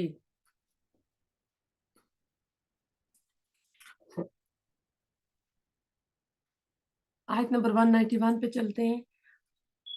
इन्हें मारो जहां भी पाओ, इन्हें निकालो जहां से उन्होंने तुम्हें निकाला, और सुनो, फितना कत्ल से ज्यादा सख्त है, और मस्जिद हराम के पास इनसे लड़ाई ना करो जब तक कि ये खुद तुमसे ना लड़े। अगर ये तुमसे लड़े तो तुम भी इन्हें मारो, काफरों का यही बदला है। यानी जो एहराम के आसपास जो एरिया है उसमें लड़ाई करना, कत्ल करना मन्ना है, लेकिन अल्लाह ताला कह रहे हैं अगर वो लड़ते हैं तो तुम भी ना उनसे लड़ो। मुहाजिरीन मक्का मुकरमा से निकाले गए, वहां रसूलुल्लाह सल्लल्लाहु अलैहि वसल्लम और आपके साथ ही अहले ईमान पर जिंदगी जो थी तंग कर दी गई थी, तभी आप सल्लल्लाहु अलैहि वसल्लम ने हिजरत का हुक्म दिया था। अब हुक्म दिया जा रहा है कि तुम भी इन्हें निकालो जहां से उन्होंने तुम्हें निकाला था। वल फितना तो अशद मिनल कत्ल, और फितना कत्ल से भी बढ़कर है। कुफार और मुशरिकीन से कताल के जुम्मन में ये ख्याल ना आए कि कत्ल और खूनरेजी बुरी बात है। याद रखो फितना इससे भी ज्यादा बुरी बात है।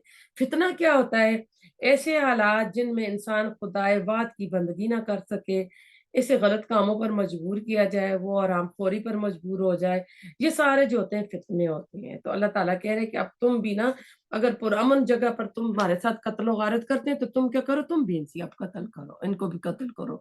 अगर ये बात आ जाए तो अल्लाह ताला बख्शने वाला है। इनसे लड़ो जब तक कि फितना न मिट जाए और अल्लाह ताला का दीन गालिब ना आ जाए। अगर ये रुक जाए तो तुम भी रुक जाओ। ज्यादती तो सिर्फ जालिम ही करते हैं। हुर्मत वाले महीने हुर्मत वाले महीनों के बदले हुर्मतें अदले बदले की हैं। जो तुम पर ज्यादती करे तुम भी इस पर इसी की जितनी यानी में उसी की बराबर ज्यादती करो जो तुम पर की गई है। और अल्लाह ताला से डरते रहा करो, जान रखो कि अल्लाह ताला परहेजगारों के साथ है। तो 6 हिजरी में रसूलुल्लाह सल्लल्लाहु अलैहि वसल्लम 1400 सहाबा को साथ लेकर उम्रे को गए थे, लेकिन कफारे मक्का ने मक्का नहीं जाने दिया था। ये तब पाया था कि आइंदा साल मुसलमान 3 दिल के लिए उम्रा करने की गर्ज से मक्का आ जाएंगे। ये जुल्कादा का महीना था, जो हुर्मत वाले महीने थे। जब दूसरे سال مسلمان عرصے بعد یعنی معاہدے کے مطابق پہنچے، اسی مہینے میں عمرہ کے لیے جانے لگے، تو اللہ تعالیٰ نے یہ آیت نازل فرمائی۔ مطلب یہ کہ اس دفعہ بھی اگر کفار مکہ نے اس مہینے کی حرمت پامال کی تو تم بھی ان سے پھر کرنا، تو یہ اس چیز میں آ گئی ہے۔ تو یعنی اگر یہ حرمت کو پامال کر رہے ہیں تو پھر تم بھی جوابی کارروائی کر سکتے ہو۔ فَمَنِ اعْتَدَىٰ عَلَيْكُمْ فَاعْتَدُوا عَلَيْهِ بِمِثْلِ مَا اعْتَدَىٰ علیکم، یعنی جتنی انہوں نے زیادتی کی اتنی ہی تم کرو گے۔ تو وَاعْلَمُوا أَنَّ اللَّهَ مَعَ الْمُتَّقِينَ، اور جان لو کہ اللہ کی مدد نصرت کس کے پاس کس کو ملے گی؟ جو اللہ تعالیٰ کا تقوی اختیار کرنے والے ہوں گے۔ اللہ تعالیٰ کی راہ میں خرچ کرو، اپنے ہاتھوں ہلاکت میں نہ پڑو، اور سلوک اور احسان کرو۔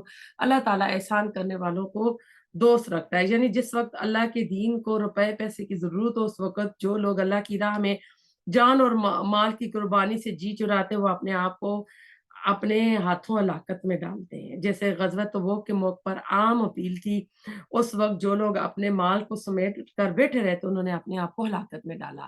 حج اور عمرے کو اللہ تعالیٰ کے لیے پورا کرو۔ ہاں اگر تم روک لیے جاؤ تو جو قربانی میسر اسے کر لو، اور اپنے سر نہ مڈواؤ جب تک کہ قربانی قربان گاہ تک نہ پہنچ جائے، یعنی جو ہدی دیتے ہیں نا کسی وجہ سے نہ کر سکے تو البتہ تم میں سے جو بیمار ہو اور اس کے سر میں کوئی تکلیف ہو جس کی وجہ سے سر منڈا لے تو اس پر فدیہ ہے، خواہ روزے رکھ لے، خواہ صدقہ کر دے، خواہ قربانی کرے۔ پس تم امن کی حالت میں ہو جاؤ تو جو شخص عمرے سے لے کر حج تک تمتع کرے، پس جو قربانی میسر ہو اسے کر ڈالے۔ جسے طاقت ہی نہ ہو وہ 3 روزے تو حج کے دنوں میں رکھ لے، اور 7 واپسی میں، یہ پورے 10 روزے ہو گئے۔ یہ حکم ان کے لیے جو مسجد حرام کے رہنے والے نہ ہوں۔ لوگوں اللہ سے ڈرتے رہو، جان لو کہ اللہ تعالیٰ سخت عذاب دینے والا ہے۔ اب ان آیات میں آپ دیکھیں یہ حج کی طرف ہے کہ اگر راستے میں دشمن ہے، شدید بیماری کی وجہ سے رکاوٹ ہوگی تو ایک جانور جو ہے ہدی کا یعنی بکری ذبح کرنی ہے، اور ذبح کر کے سر منڈوال اور لال ہو جاؤ، جیسے نبی صلی اللہ علیہ وسلم اور آپ کے صحابہ نے حدیبیہ کے موقع پر آپ روک دیے گئے تھے۔ حالانکہ عمرے کے لیے تو ہدی جانور نہیں تھا، لیکن آپ جانور ساتھ لے کر گئے ہوئے تھے، تو پھر ان جانوروں کو وہاں پر ذبح کیا تھا، آرام کھولا تھا، 6 ہجری کو عمرہ نہ ادا کر سکے تھے۔ پھر آپ نے 7 ہجری کو دوبارہ آ کر عمرہ کیا، اسے عمرۃ القضاء کہا جاتا ہے۔ تو آج کو یعنی پورا کرو، یعنی کسی کے سر میں کوئی تکلیف آ جائے، بال جوئیں پڑ جائیں تو اس کی روح میں اگر بال کٹا رہا ہے تو وہ فدیہ دے۔ تو حدیث کی روح سے ایسے شخص کا کہتے 6 مسکینوں کو کھانا کھلا دے، یا ایک بکری ذبح کر دے، یا 3 روزے رکھے، ان میں سے کوئی بھی آپشن ہے۔ پھر اس میں ہم کو پتہ چل رہی حج کی 3 قسمیں۔ ایک حج افراد ہوتا ہے جو صرف حج کیا جاتا ہے، حج کی نیت سے احرام باندھا جاتا ہے، یہ لوگ وہ لوگ کرتے ہیں جو مقامی لوگ مکہ کے رہنے والے ہیں۔ ایک قران حج ہوتا ہے، نبی صلی اللہ علیہ وسلم نے قران حج کیا تھا۔ حج اور عمرہ دونوں کی ایک ساتھ نیت کر کے احرام باندھتے ہیں۔ دونوں صورتوں میں تمام مناسک حج کی ادائیگی سے احرام کھولنا جائز نہیں۔ یہ تھوڑا مشکل ہوتا ہے کہ آپ پہنچ گئے، آپ نے احرام باندھا ہوا ہے، تو پھر آپ اگر ایک فرسٹ ذی الحجہ کو پہنچے ہیں، آپ نے عمرہ کر لیا، پھر 8 ذی الحجہ تک وہی آپ احرام رہے گا، پھر آخر وہ بھی دن پھر حج کے بعد اتاریں گے۔ لیکن نبی صلی اللہ علیہ وسلم نے حج تمتع کو پسند فرمایا ہے، اور ہم لوگ جو آج کرتے ہیں حج تمتع کرتے ہیں، اس میں بھی حج اور عمرہ دونوں کی نیت ہوتی ہے حج تمتع میں، لیکن پہلے صرف عمرہ کی نیت سے احرام باندھا جاتا ہے، اور عمرہ کر کے پھر احرام کھول دیا جاتا ہے۔ پھر 8 ذی الحجہ کو حج کے لیے مکہ سے دوبارہ احرام باندھا جاتا ہے۔ تمتع کے معنی ہوتے ہیں فائدہ اٹھانا، یعنی درمیان میں احرام کھول کر آسان ہونا۔ دیکھیں عورتوں کے لیے تو آسان ہے، لیکن آدمیوں کے لیے 2 چادروں میں رہنا بہت مشکل ہوتا ہے۔ وہ احرام جو جب باندھتے ہیں، وہ جب عمرہ کرتے ہیں تو شکر کرتے ہیں کہ ہم نے یہ احرام کی حالت سے باہر آئے ہیں۔ حج کے مہینے مقرر ہیں، اس لیے ہو گئی نا یہ پوری آیت تھی۔ آیت نمبر 197 پہ حج کے مہینے مقرر ہے، اس لیے جو شخص ان میں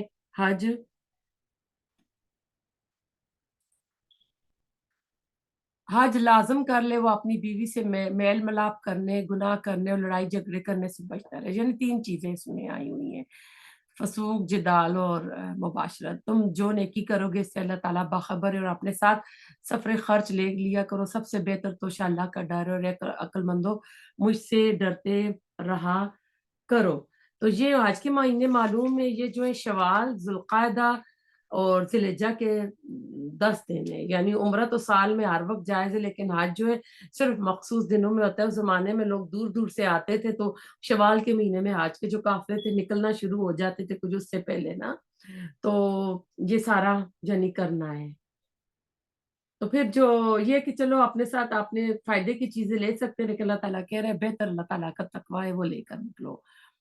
تم پر اپنے رب کا فضل تلاش کرنے میں کوئی گناہ نہیں۔ جب تم عرفات سے لوٹو تو مشعر حرام کے پاس ذکر الہی کرو، اس کا ذکر کرو جیسے اس نے تمہیں ہدایت دی، حالانکہ تم اس سے پہلے راہ بھولے ہوئے تھے۔ پھر تم اس جگہ سے لوٹو جہاں جس جگہ سے سب لوگ لوٹتے ہیں، اور اللہ تعالیٰ سے طلب بخشش کرتے رہو، یقیناً اللہ تعالیٰ بخشنے والا ہے۔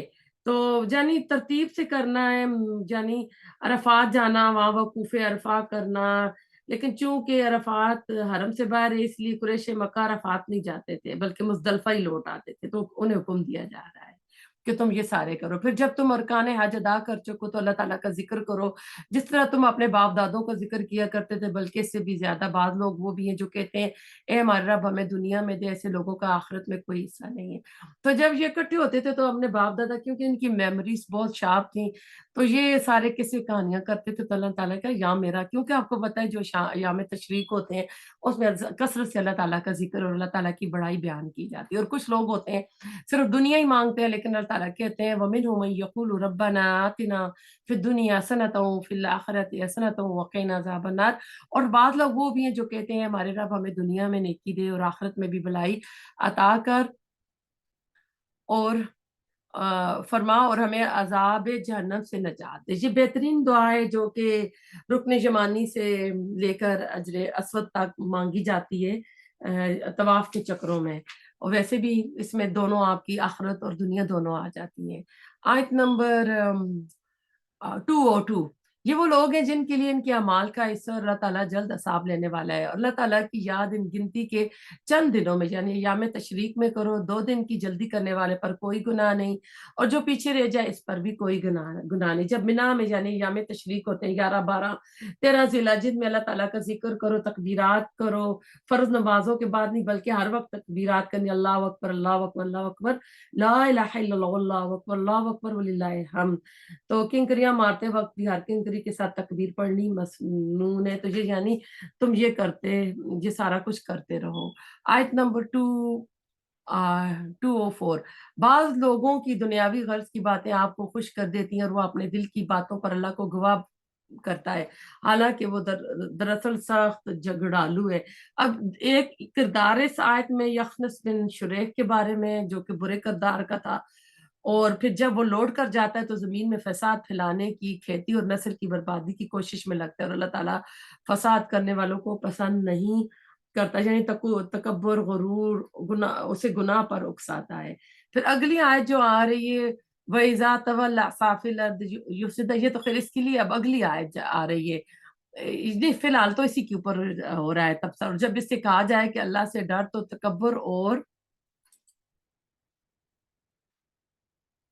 تعصب اسے گناہ پر آمادہ کر دیتا ہے، ایسے کے لیے بس جہنم ہی، اور یقیناً وہ بدترین جگہ، یعنی جو تھا اخنس بن شریک اس کے بارے میں۔ اب دوسری آئی وَمِنَ النَّاسِ مَن يَشْتَرِي نَفْسَهُ ابْتِغَاءَ مَرْضَاتِ اللَّهِ وَاللَّهُ رَءُوفٌ بِالْعِبَادِ۔ بعض لوگ وہ بھی ہیں کہ جو اللہ تعالیٰ کی رضامندی کی طلب میں اپنی جان تک بیچ ڈالتے ہیں، اور اللہ تعالیٰ اپنے بندوں پر بڑی مہربانی کرنے والا ہے۔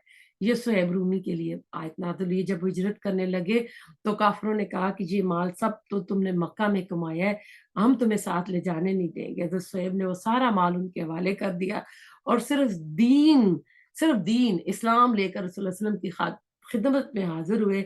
نبی صلی اللہ علیہ وسلم نے سن کر فرمایا صہیب نے نفع بخش تجارت کی ہے۔ 2 مرتبہ آپ نے کہا کہ صہیب نے نفع بخش تجارت کی ہے۔ تو ایمان والو اسلام میں پورے کے پورے داخل ہو جاؤ، شیطان کے قدموں کی تابعداری نہ کرو، تمہارا کھلا دشمن ہے۔ یعنی پارٹ ٹائم مسلم نہ بنو، صرف رمضان ٹو رمضان مسجدوں کو آباد نہ کرو، رمضان ٹو رمضان قرآن کے ساتھ جڑو، یعنی ہر وقت پورا اسلام میں داخل ہو جاؤ۔ اگر تم باوجود اس کے تمہارے پاس دلیلیں آ جانے کے تم پھسل جاؤ تو جان لو کہ اللہ تعالیٰ غلبے والا اور حکمت والا ہے۔ کیا لوگوں کو اس بات کا انتظار ہے کہ ان کے پاس خود اللہ تعالیٰ بادلوں کے سائبانوں میں آ جائے اور فرشتے بھی اور کام جو ہے انتہا تک پہنچا دیا جائے، اللہ کی طرف تمام کام لوٹائے جاتے ہیں؟ بنی اسرائیل سے پوچھو کہ ہم نے انہیں کس قدر روشن نشانیاں عطا فرمائی۔ جو شخص اللہ کی نعمتوں کو اپنے پاس پہنچ جانے کے بعد بدل ڈالے، وہ جان لے کہ اللہ تعالیٰ بھی سخت عذابوں والا ہے۔ یعنی بہت ڈرانے والی آیت ہے۔ اللہ تعالیٰ کے احکامات آ جائیں، اس کے باوجود اگر بندہ اس طرح کی حرکتیں کر رہا ہے تو اس کو اللہ تعالیٰ سے ڈرنا چاہیے کہ اللہ تعالیٰ سخت سزا دینے والا ہے۔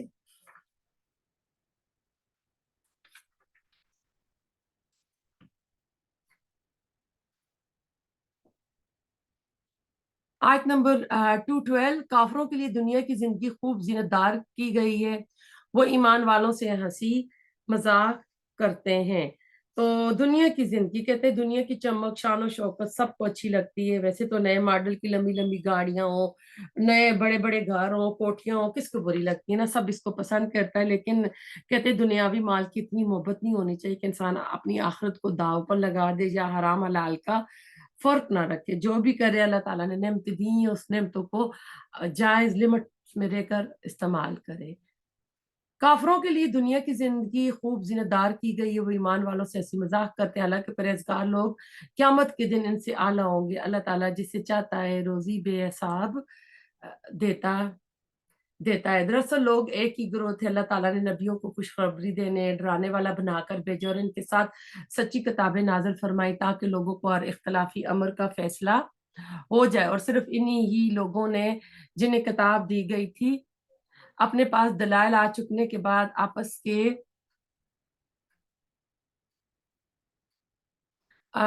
دلال آ چکنے کے بعد آپس کے بغض اور نعت کی وجہ سے ان میں اختلاف کیا۔ اس لیے اللہ تعالیٰ پاک نے ایمان والوں کی اس اختلاف میں بھی حق کی طرف اپنی مشیت سے راہبری کی ہے، اور اللہ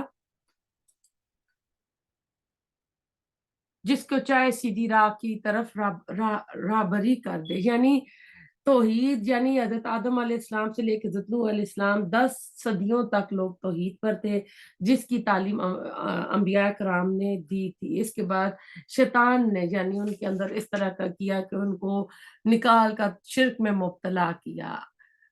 آیت نمبر 214، کیا تم یہ گمان کیے بیٹھے ہو کہ جنت میں چلے جاؤ گے، حالانکہ تم پر وہ حالات نہیں آئے جو تم سے پہلے اگلے لوگوں پر آئے تھے، انہیں بیماریاں مصیبتیں پہنچی، وہ یہاں تک کہ جھنجھوڑے گئے۔ رسول اور اس کے ساتھ کے ایمان والے کہنے لگے اللہ کی مدد کب آئے گی، سن رکھو اللہ کی مدد قریب ہی ہے۔ تو یہ بھی ایک طرح سے اس میں یعنی ہجرت مدینہ کے وقت جب مسلمانوں کو یہودیوں منافقوں مشرکین کی طرف سے مختلف تکلیفیں پہنچی تو بعض مسلمانوں نے نبی سے اس کی شکایت کی، تو اس کے اوپر یہ والی آیت نازل ہوئی تھی کہ پھر آپ کہہ رہے ہیں کہ آپ نے ٹیک لگائے بیٹھے تھے تو آپ نے کہا کہ تم سے پہلے لوگوں کو ان کو سر سے لے کے پیروں تک آرے سے چیرا گیا، لوہے کی کنگھی سے ان کو گوشت کو نوچا گیا، اور یہ ظلم و ستم یعنی وہ برداشت کرتے رہے۔ اللہ کی قسم اللہ تعالیٰ اس معاملے کو یعنی اسلام کو غالب فرمائے گا، یہاں تک کہ سوار صنعاء سے حضر موت تک تنہا سفر کرے گا، اور اسے اللہ کے سوا کسی کا ڈر نہیں ہوگا۔ یہ بخاری کی حدیث تھی۔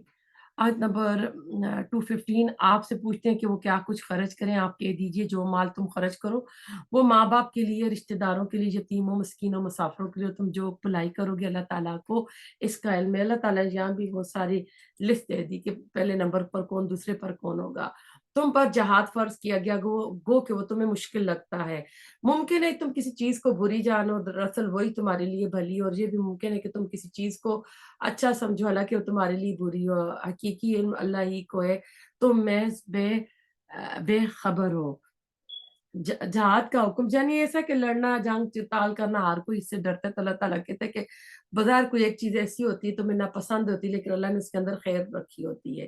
آیت نمبر 217، لوگ آپ سے حرمت والے مہینوں میں لڑائی کی بارے میں سوال کرتے ہیں، آپ کہہ دیجئے ان میں لڑائی کرنا بڑا گناہ ہے، لیکن اللہ کی راہ سے روکنا، ان کے ساتھ کفر کرنا اور مسجد حرام سے روکنا، وہاں کے رہنے والوں کو وہاں سے نکالنا اللہ کے نزدیک اس سے بھی بڑا گناہ ہے، یہ فتنہ قتل سے بھی بڑا گناہ ہے۔ یہ لوگ تم سے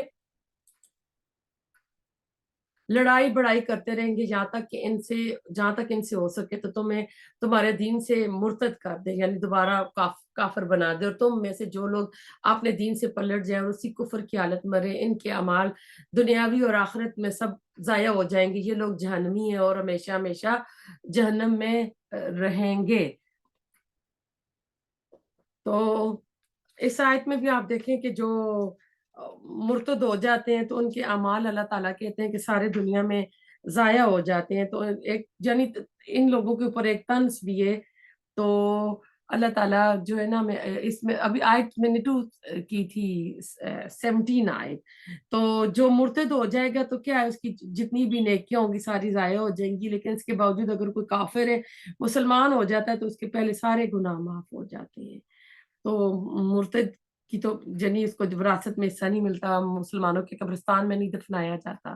آیت نمبر 218، البتہ ایمان لانے والے، ہجرت کرنے والے، اللہ کی راہ میں جہاد کرنے والے ہی رحمت الہی کے امیدوار ہے۔ اللہ تعالیٰ بہت بخشنے والا اور بہت مہربانی کرنے والا ہے۔ وہ لوگ آپ سے شراب اور جوئے کا مسئلہ پوچھتے ہیں، آپ کہہ دیجئے ان دونوں میں بہت بڑا گناہ ہے، اور لوگوں کو اس سے دنیاوی فائدہ بھی ہوتا ہے، لیکن ان کا گناہ ان کے نفع سے بہت زیادہ ہے۔ آپ سے یہ بھی پوچھتے ہیں کہ کیا کچھ خرچ کرے، تو آپ کہہ دیجئے ضرورت سے زائد، یعنی حاجت سے زائد چیز۔ اللہ تعالیٰ اسی طرح اپنے احکام صاف صاف تمہارے لیے بیان فرما رہا ہے تاکہ تم سوچ سمجھ سے کام لو۔ تو اب فائدوں دیکھیں، شراب جو ہے وقتی طور پر اس کے فائدے کیا ہوتے ہیں، بدن کو ایکٹیو کر دیتی ہے، اور جو پریشانیاں ہوتی ہیں نہیں رہتی، جنسی کی قوت میں اضافہ ہوتا ہے، تو یعنی اس کے کچھ فائدے، لیکن اللہ تعالیٰ کہہ رہے ہیں اس کے نقصانات جو ہے نا وہ بہت زیادہ ہیں اس کے فائدے سے۔ تو یہ آئے شراب اور جوا کو حرام تو نہیں یہاں کیا گیا تھا، اس کے لیے اللہ تعالیٰ نے تمہید باندھی ہے، کیونکہ قرآن 23 سال میں گریجولی تھوڑا تھوڑا کر کے نازل ہوا تھا، تو جو حکم آ رہے تھے وہ بھی ایک دم سے اللہ تعالیٰ نے حرام نہیں کیے تھے، پہلے اللہ تعالیٰ نے ذہن بنائے، پہلے بتایا کہ اس کے فائدے جو ہے اس کے نقصانات سے کم ہے، یعنی نقصان بہت زیادہ ہے۔ تو اس آیت میں عام اصول ہوا کہ ہر چیز میں چاہے وہ کتنی بری ہو، کچھ نہ کچھ فائدہ بھی ہوتا ہے، مثلا ریڈیو، ٹی وی، دیگر چیزیں جو ہیں ان کے فائدے بھی ہوتے ہیں، تو یہ دیکھنا چاہیے کہ فائدے کتنے اور نقصان کتنے، دین کا کتنا نقصان ہو رہا ہے، آخرت کا کتنا نقصان ہو رہا ہے۔ تو شراب کے بارے میں یہ پہلا حکم تھا، پھر دوسرا حکم آئے گا اور تیسرے حکم میں شراب حرام ہو جاتی ہے۔ دنیا اور آخرت کے امور کو اور تجھ سے یتیموں کے بارے میں بھی سوال کرتے ہیں، آپ کہہ دیجئے ان کی خیر خواہی بہتر ہے، تم اگر ان کا مال اپنے مال سے ملا بھی لو تو وہ تمہارے بھائی ہیں۔ بدنیت اور نیک نیت ہر ایک کو اللہ خوب جانتا ہے، اور اگر اللہ چاہتا تو تم مشقت میں ڈال دیتا، لیکن یقیناً اللہ تعالیٰ غلبے والا اور حکمت والا ہے۔ 220 آیت ابھی جو وہ کی ہے کہ وہ یتیم کے مال کے بارے میں نا، تو اللہ تعالیٰ نے کہا کہ تم اپنے ساتھ ملا لو، لیکن یہ کہ اگر تم بدنیتی کر رہے ہو تو اللہ تعالیٰ اس کو جانتا ہے نا، یتیم کا مال ظلمن کھانا جو ہے نا وہ منع ہے۔ کچھ لوگوں نے ڈر کے ان کا مال الگ کر دیا تھا، تو اس لیے اللہ تعالیٰ نے کہا کہ ان کو اپنے ساتھ ملا سکتے، یعنی 2 ہانڈیاں بنانی مشکل ہوتی ہیں، جس گھر میں یتیم بچے ہوں تو یعنی ایک ہی میں ان کا بھی ڈال کے اکٹھا کر لو۔ اور آیت نمبر آگی 221، اور شرک کرنے والی عورتوں سے تا وقتہ وہ ایمان نہ لائیں تم نکاح نہ کرو، ایمان والی لونڈی بھی شرک کرنے والی آزاد عورت سے بہت بہتر ہے، گو تمہیں مشرکہ ہی اچھی لگتی، اور نہ ہی شرک کرنے والے مردوں کو نکاح میں اپنی عورتوں کو دو جب تک کہ وہ ایمان نہ لائے، ایمان والا غلام آزاد مشرک سے بہتر ہے، گو مشرک تمہیں اچھا لگے۔ یہ لوگ جہنم کی طرف بلاتے ہیں، اللہ تعالیٰ جنت کی طرف اور اپنی بخشش کی طرف اپنے حکم سے بلاتا ہے۔ وہ اپنی آیتیں لوگوں کے لیے بیان فرما رہا ہے تاکہ وہ نصیحت حاصل کریں۔ اب آپ کو پتہ ہے وہ جو زمانہ تھا آزاد لونڈی یہ تھا، تو اس میں اللہ بتا رہا ہے کہ اگر مشرک لونڈی مل گئی یا آزاد عورت، اگر سوری ایمان والی لونڈی مل گئی اور جو آزاد عورت مشرک ہے، تو تم کس کو ترجیح دو؟ ایمان کو دو، چاہے وہ لونڈی ہی کیوں نہ ہو۔ وَيَسْأَلُونَكَ عَنِ الْمَحِيضِ، آپ سے حیض کے بارے میں سوال کرتے ہیں، کہہ دیجئے کہ وہ گندگی ہے، حالت حیض میں عورتوں سے الگ رہو جب تک کہ وہ پاک نہ ہو جائے، ان کے قریب نہ جاؤ، ہاں جب وہ پاک ہو جائے تو ان کے پاس جاؤ جہاں سے اللہ تعالیٰ نے تمہیں اجازت دی ہے۔ اللہ توبہ کرنے والوں کو اور پاک رہنے والوں کو پسند فرماتا ہے۔ آیت نمبر 222 پہ آئے ہیں، تو اللہ تعالیٰ نے اس میں حیض کے بارے میں بتا دیا ہے کہ یہ ایک طرح سے تکلیف بھی ہے، اور یعنی یہ پاکی نہیں ہوتی تو اپنی بیویوں کے پاس ان دنوں میں نہ جاؤ۔ اور کوئی غیر فطری طریقہ بھی نہ اختیار کرو. ان اللہ یحب التوابین و یحب المتطہرین. اللہ یقیناً محبت کرتا ہے وہ توبہ کرنے والے اور پاک بازی کو. ان سے اگر کوئی گناہ سرد ہو جائے تو اس سے توبہ کر لینی چاہیے اور ناپاک چیزوں سے دور رہنا چاہیے. اللہ تعالیٰ مزید فرماتے ہیں تمہاری بیویاں تمہاری کھیتیاں اپنے کھیتوں میں جس طرح چاہو آؤ اپنے لیے نیک اعمال آگے بھیجو. اللہ تعالیٰ سے ڈرتے رہا کرو اور جان رکھو کہ تم اس سے ملنے والے اور ایمان والوں کو خوشخبری سنا دو. تم اپنی کھیتی میں جدھر سے آؤ چاہو تمہارے لیے کوئی رکاوٹ نہیں ہے, آگے سے دانی طرف سے بائیں طرف سے جانی جاؤ, لیکن جس جگہ اللہ تعالیٰ نے حکم دیا ہے وہ جہاں سے بچہ پیدا ہوتا ہے وہیں ہونا چاہیے. یعنی وقدموا لانفسکم, اور اپنے آگے کے لیے سامان کرو بھیجنے کے لیے, یا اپنے مستقبل کی فکر کرو, اپنی نسل کو آگے بڑھانے کی کوشش کرو. اولاد انسان کا اثاثہ ہوتی ہے, بڑھاپے کا سہارا ہوتی ہے. آج تو الٹی گنگا بہائی جا رہی ہے, اولاد کم اور کچھ تو ہونے ہی نہیں دیتے. واتقوا اللہ واعلموا انکم ملاقوہ, اللہ کا تقوی اختیار کرو, جانو کہ تم اس سے مل کر رہنے ہیں. تو ان باتوں کا خیال کرنا چاہیے. آیت نمبر آ رہی ہے 224 نہیں 223. اور اللہ تعالیٰ کو اپنی قسموں کا اس طرح نشانہ نہ بناؤ کہ بلائی اور پرہیزگاری اور لوگوں کے درمیان کی اصلاح کو چھوڑ بیٹھو. اللہ تعالیٰ سننے اور جاننے والا ہے. بعض دفعہ لوگ قسمیں اٹھا لیتے ہیں نا بلائی کے کاموں سے روکنے کی, تو اللہ تعالیٰ منع فرما رہے ہیں. اور قسمیں بھی دیکھیں 3 طرح کی ہوتی ہے. ایک جھوٹی ہوتی ہے, گناہ میں ڈوبی ہوئی قسم ہوتی ہے. ایک ہوتی ہے عادتاً واللہ واللہ, اور ایک جو ہوتی ہے اس کو کہتے ہیں پکی قسم کھا لینا. تو وہ قسم جو ہوتی ہے جب اس کو توڑیں گے تو اس کا پھر کفارہ دیں گے. اور جھوٹی قسم تو ہے ہی گناہ سے ڈوبی ہوئی ہوتی ہے. اللہ تعالیٰ تمہاری ان قسموں کو اور نہیں پکڑے گا جو پختہ دل سے نہ ہو. ہاں اس کی پکڑ اس چیز پر ہے جو تمہارے دلوں کا فعل ہو. اللہ تعالیٰ بخشنے والا ہے. جو لوگ اپنی بیویوں سے تعلق نہ رکھنے کی قسمیں کھائیں ان کے لیے 4 مہینے کی مدت ہے. یہ ایلا کی طرف آ رہا ہے. پھر اگر وہ لوٹ آئے تو اللہ تعالیٰ بخشنے والا اور مہربان ہے. تو ایلا کے معنی قسم کھانے کے, یعنی کوئی شور اگر قسم کھا لے اپنی بیوی سے 1 مہینہ یا 2 مہینے تعلق نہیں رکھوں گا, پھر قسم کی مدت پوری کر کے تعلق قائم کر سکتا ہے, تو کوئی کفارہ نہیں. ہاں اگر مدت پوری ہونے سے پہلے تعلق قائم کرے گا تو اس کو قسم کا کفارہ دینا ہوگا. اگر 4 مہینے سے زیادہ مدت کے لیے قسم کھاتا ہے تو اس آیت میں ایسے لوگوں کے لیے مدت کا اللہ تعالیٰ نے مدت مقرر کر دی کہ 4 مہینے ہیں, کہ اس طرح 4 مہینے تک کر سکتا ہے ایلانا. تو اگر وہ قسم توڑے گا تو قسم کا وہی کفارہ ہے جو سورۃ مائدہ میں آیا ہوا ہے.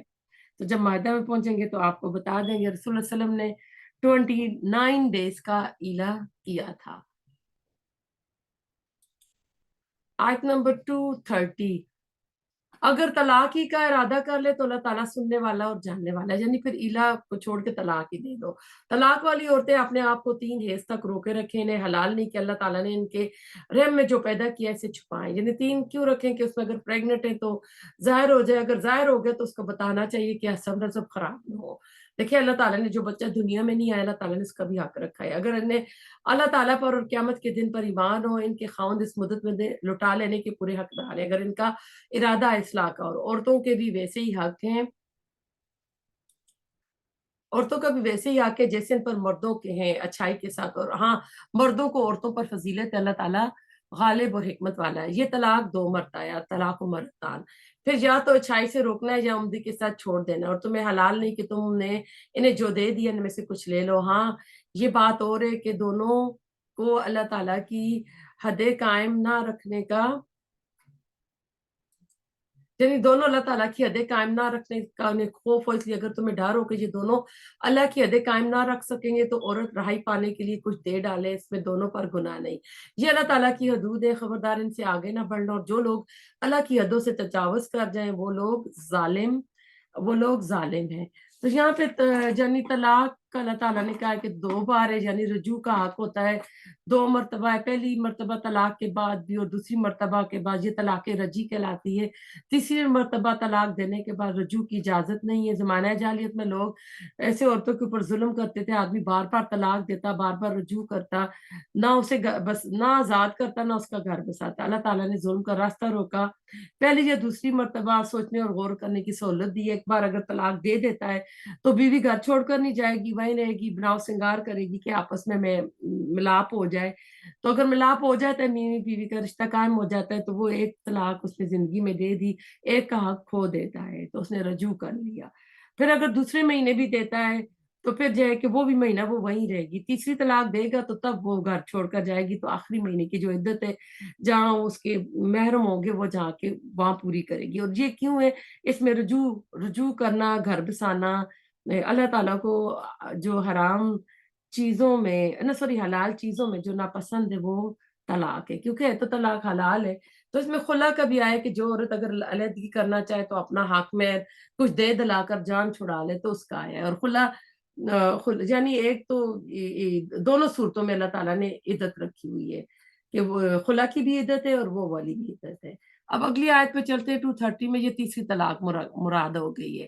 پھر اگر اس کو تیسری بار طلاق دے دے تو اب اس کے لیے حلال نہیں کہ جب تک وہ عورت اس کے سوا دوسرے سے نکاح نہ کرے، پھر اگر وہ بھی طلاق دے دے تو ان دونوں کا میل جول کر لینے میں کوئی گناہ نہیں، بشرطیہ کہ یہ جان لے کہ اللہ کے حدوں کو قائم رکھ سکیں گے۔ یہ اللہ تعالیٰ کی حدیں ہیں جنہیں وہ جاننے والوں کے لیے بیان فرما رہا ہے۔ جب تم عورتوں کو طلاق دو اور وہ اپنی عدت ختم کرنے پر آئیں تو اب انہیں اچھی طرح بساؤ یا بھلائی کے ساتھ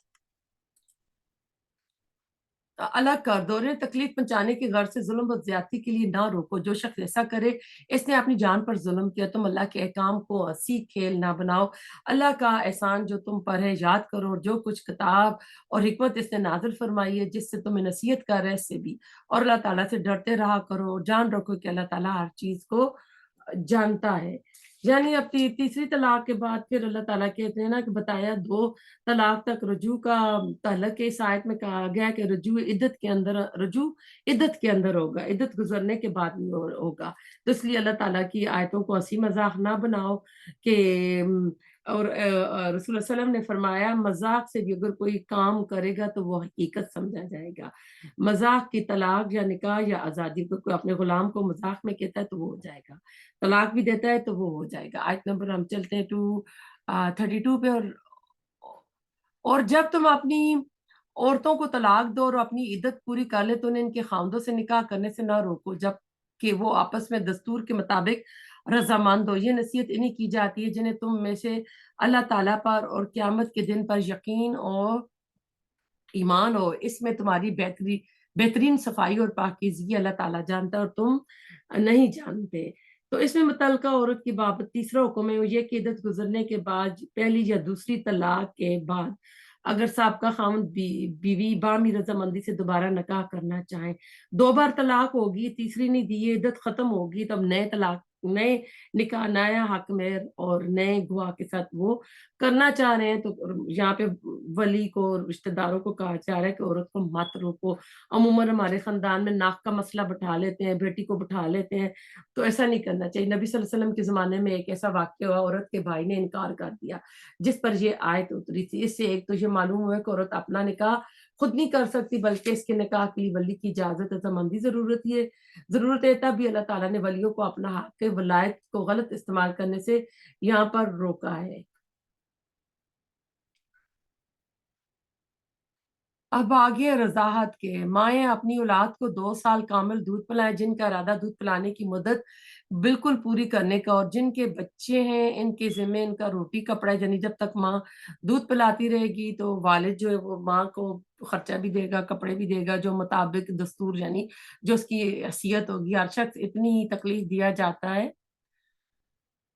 جتنی اس کی طاقت ہو، یعنی ماں الٹے سیدھے بڑی ڈیمانڈ نہیں کرے گی، اس کی حیثیت کے مطابق کہے گی۔ ماں کو اس کے بچے کی وجہ سے یا باپ کو اس کی اولاد کی وجہ سے نقصان نہ دیا جائے۔ وارث پر بھی اس جیسی ذمہ داری ہے۔ پھر اگر دونوں ماں باپ اپنی رضامندی اور باہمی مشورے سے دودھ چھڑانا چاہیں تو دونوں پر کچھ گناہ نہیں، یعنی 2 سال سے پہلے اگر تمہارا ارادہ اپنی اولاد کو دودھ پلوانے کا ہی ہو تو بھی تم پر کوئی گناہ نہیں، جب تک کہ تم ان کو دستور کے مطابق جو دینا ہے وہ ان کے حوالے کر دو۔ اللہ تعالیٰ سے ڈرتے رہو اور جانتے رہو کہ اللہ تعالیٰ تمہارے اعمال کو دیکھ بھال رہا ہے۔ تم میں سے جو لوگ فوت ہو جائیں اور بیویاں چھوڑ جائیں اور عورتیں اپنے آپ کو 4 مہینے 10 دن عدت میں رکھیں۔ اب یہ ناسخ آیت ہے، جو پہلے ہم نے پڑھی تھی نا وہ منسوخ تھی، جس میں ان کے لیے تھا کہ کچھ وصیت کر جائیں۔ پھر جب مدت ختم کر لیں تو جو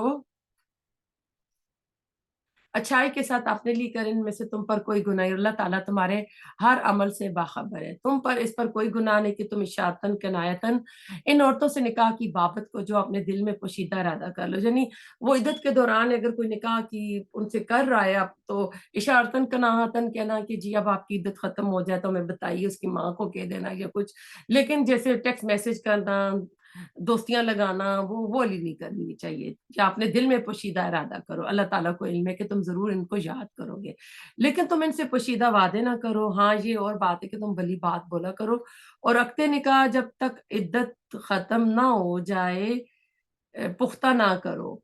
जान रखो कि अल्लाह ताला तुम्हारे दिलों की बातों को इल्म है, तुम इससे खौफ खाते रहा करो। ये भी जान रखो कि अल्लाह ताला बख्शने वाला और रहम वाला है। यानी इद्दत के दौरान इशारतन कनातन कह सकते हो, उनको खुले मुखलम इस तरह की बातें दोस्तियां नहीं कर सकते हो, और जब इद्दत गुजरेगी तो निकाह होगा। अगर तुम औरतों को बगैर हाथ लगाए और बगैर मेहर मुकर्रर किए तलाक दे दो, अब क्योंकि निकाह हुआ था उन्होंने नहीं मुकर्रर किया था, तो अब जैसे रुखसती से पहले जो हो जाता है तो तुम पर कोई गुनाह नहीं, आए कुछ ना कुछ फायदा दे दो, यानी अब कोई ना कोई तोहफा कुछ चीज दो, खुशहाल अपने अंदाज से और तंगदस्त अपनी ताकत के मुताबिक दस्तूर के मुताबिक अच्छा फायदा दे।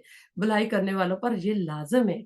अगर तुम औरतों को इससे पहले तलाक दे दो कि तुमने इन्हें हाथ लगाया और तुमने इनका मेहर भी मुकर्रर कर दिया हो तो मुकर्ररा मेहर का आधा मेहर दे दो।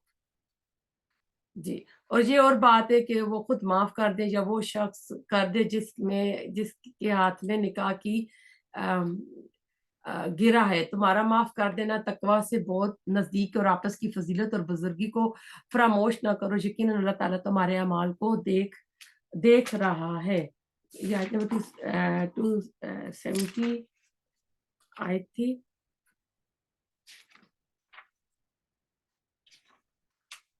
इसमें मैं देखती हूँ कोई डिटेल है तो आपको बता दूं।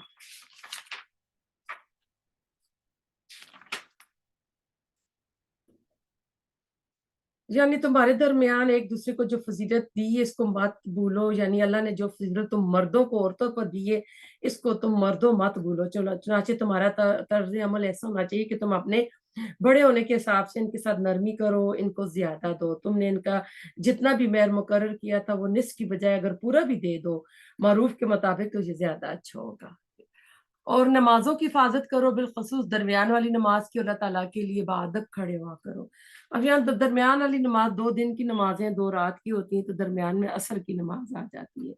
तो उसकी तरफ अमूमन क्या होता है कि जब ये आपस में लड़ाई झगड़े तलाक इद्दत इस तरह की बातें हो रही होती है, खानदान इकट्ठे होते हैं, एक दूसरे को बुलाते हैं, तो क्या होता है इसमें अमूमन नमाजें कजा होती हैं, तो उसकी तरफ अल्लाह ने कहा कि नमाजों की हिफाजत करो। और नमाजों की ये तो हो गया। आगे ये आयत नंबर अब आगे 239, अगर तुम्हें खौफ हो तो पैदल ही सही या सवारी से, यहाँ जब अमन हो जाए तो अल्लाह का जिक्र करो जिस तरह इसने तुम्हें सिखाया, इस बात की तालीम दी जिसे तुम नहीं जानते। तो इससे क्या पता चलता है, फर्ज नमाज हर हालत में पूरी करनी है, चाहे खड़े हैं आप, चाहे आप सवारी पर हैं, यानी आपने नमाज को हर हालत में पूरा करना है। क़याम, रुकू, सजदा, ये नमाज के फराइज है। रुकू में बंदा अपने रब के हजूर आजिज़ी से झुक जाता है, सजदा इस झुकने की इंतहा होती है। तो अल्लाह ताला के सामने ना, तो फिर इसमें आए इन खिफ्तुम फरिजालन रुकबानन, अगर तुम खतरे की हालत में हो, चाहे पैदल चल रहे हो या आप सवारी पर हो, तो अगर दुश्मन पीछा कर रहे हैं आप रुक कर तमाम शराइत अदाब के साथ नमाज पढ़ें। और अगर दुश्मन आपके सर पर पहुंच गया है तो आपने कहीं जाकर फौरी हमला करना है तो आप नमाज के लिए रुक जाए, या यानी फिर ये होगा ना कि आप फिर वो आपका हदफ पूरा नहीं होगा। तो उम्मत को नमाज का तरीका रसूलुल्लाह सल्लल्लाहु अलैहि वसल्लम ने सिखाया, सल्लु कमा रअयतुमूनी उसल्ली, नमाज पढ़ो जैसे तुम मुझे नमाज पढ़ते हुए देखते हो।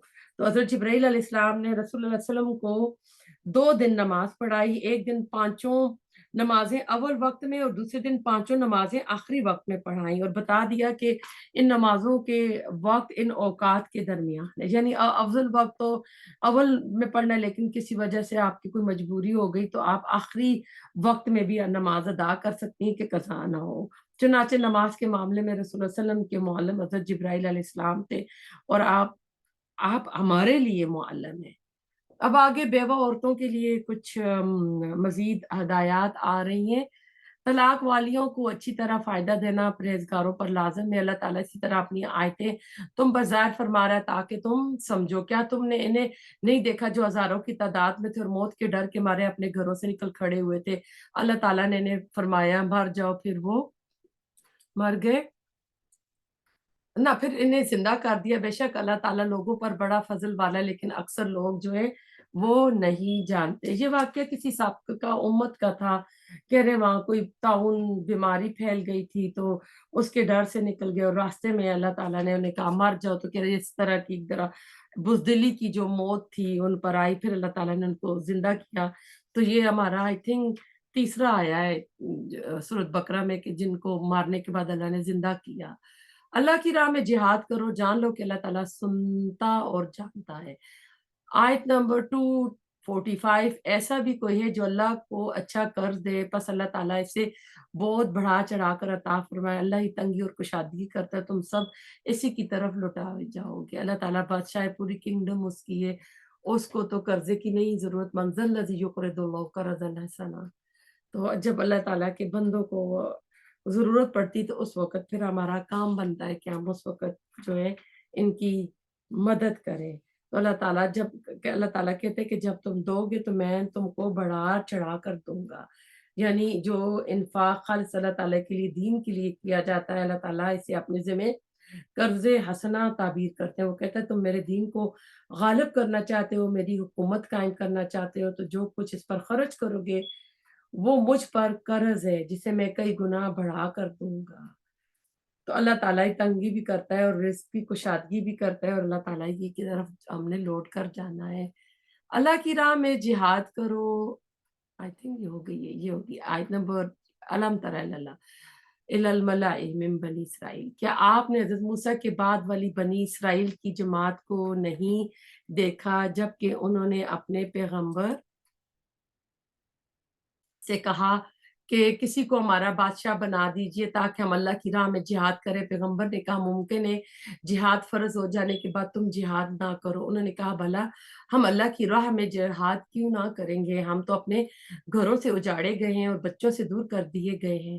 پھر جب ان پر جہاد فرض ہوا تو سوائے تھوڑے سے لوگوں کے سب پھر گئے۔ اللہ تعالیٰ ظالموں کو خوب جانتا خوب جانتا ہے۔ یہاں بادشاہ سے مراد امیر سے پسل آ رہے ہیں۔ ظاہری بات ہے نبی کی موجودگی میں بلند ترین مرتبہ تو نبی کا رہے گا، لیکن ایک ایسا امیر نامزد کر دیجئے جو نبی کے تابع ہو، جنگ کی سپہ سالاری یعنی جانتا ہو۔ بنی اسرائیل میں حضرت موسیٰ سے لے کر عیسیٰ تک کوئی نہ کوئی نبی ضرور موجود رہا ہے۔ کہتے ہیں اس وقت کے جو نبی تھے سیمیول ان کا نام تھا۔ تو انہوں نے یعنی انہیں کہا گیا کہ تم تو بھی بڑے نا دعوے کر رہے ہو جوش و خروش کے ساتھ کہ ہم بہادری کریں گے۔ ایسا نہ ہو جب اللہ تعالیٰ جنگ کی اجازت دے اور سپہ سالار بھی مقرر ہو جائے تم ایسا نہ کر سکو۔ تو انہوں نے پھر آخر کیا تو وہی تھا۔ اگلی آیت پہ چلتے ہیں، آیت نمبر 247۔ اور انہیں ان کے نبی نے فرمایا اللہ تعالیٰ نے طالوت کو تمہارا بادشاہ بنا دیا ہے۔ تو کہنے لگے بھلا اس کی ہم پر حکومت کیسے ہو سکتی ہے؟ اس سے تو زیادہ حقدار بادشاہت کے ہم ہیں، اس کو تو مالی کشادگی بھی نہیں دی گئی۔ نبی نے فرمایا سنو، اللہ تعالیٰ نے اسی کو تم پر برگزیدہ کیا ہے اور اسے علمی اور جسمانی برتری بھی عطا فرمائی ہے۔ بعض یہ کہ اللہ جسے چاہے اپنا ملک دے، اللہ تعالیٰ کشادگی والا اور علم والا ہے۔ اب انہوں نے جو ہے نا اعتراض کیا تو اللہ تعالیٰ کہہ رہے ہیں کیونکہ یہ سوچ رہے تھے مال و دولت ہماری، جس طرح بالکل طائف کے جو سردار تھے جب نبی صلی اللہ علیہ وسلم طائف گئے تو انہوں نے اتنی حقارت سے کہا تھا کہ کیا اللہ تعالیٰ کو تو یہ نبی صلی اللہ علیہ وسلم نظر آ گیا تھا، ہم نظر نہیں آئے تھے؟ اتنے بڑے اعلیٰ سردار یہ نبوت ہمیں ملتی تو میں کیوں ملی ہے نا؟ تو وہ نہ کہتے ہیں وہ نہ صرف جو جس کو دی گئی وہ نہ صرف قد آور تھا بلکہ اللہ نے اسے علم اور فہم بھی عطا کیا ہوا تھا۔ وہ امور جنگ سے بھی واقفیت رکھتا تھا۔ تو تمہارے نزدیک عزت اور سرداری کا معیار صرف دولت ہے، مگر اللہ نے ان دو چیزوں کی بنا پر چنا ہے۔ ایک تو وہ جسمانی طور پر مضبوط اور طاقتور ہے، اس دور میں ظاہر بات ہے کہ اس کی بہت ضرورت تھی۔ دوسرا یہ کہ اللہ تعالیٰ نے اسے علم اور دانش مندی بھی دی ہے۔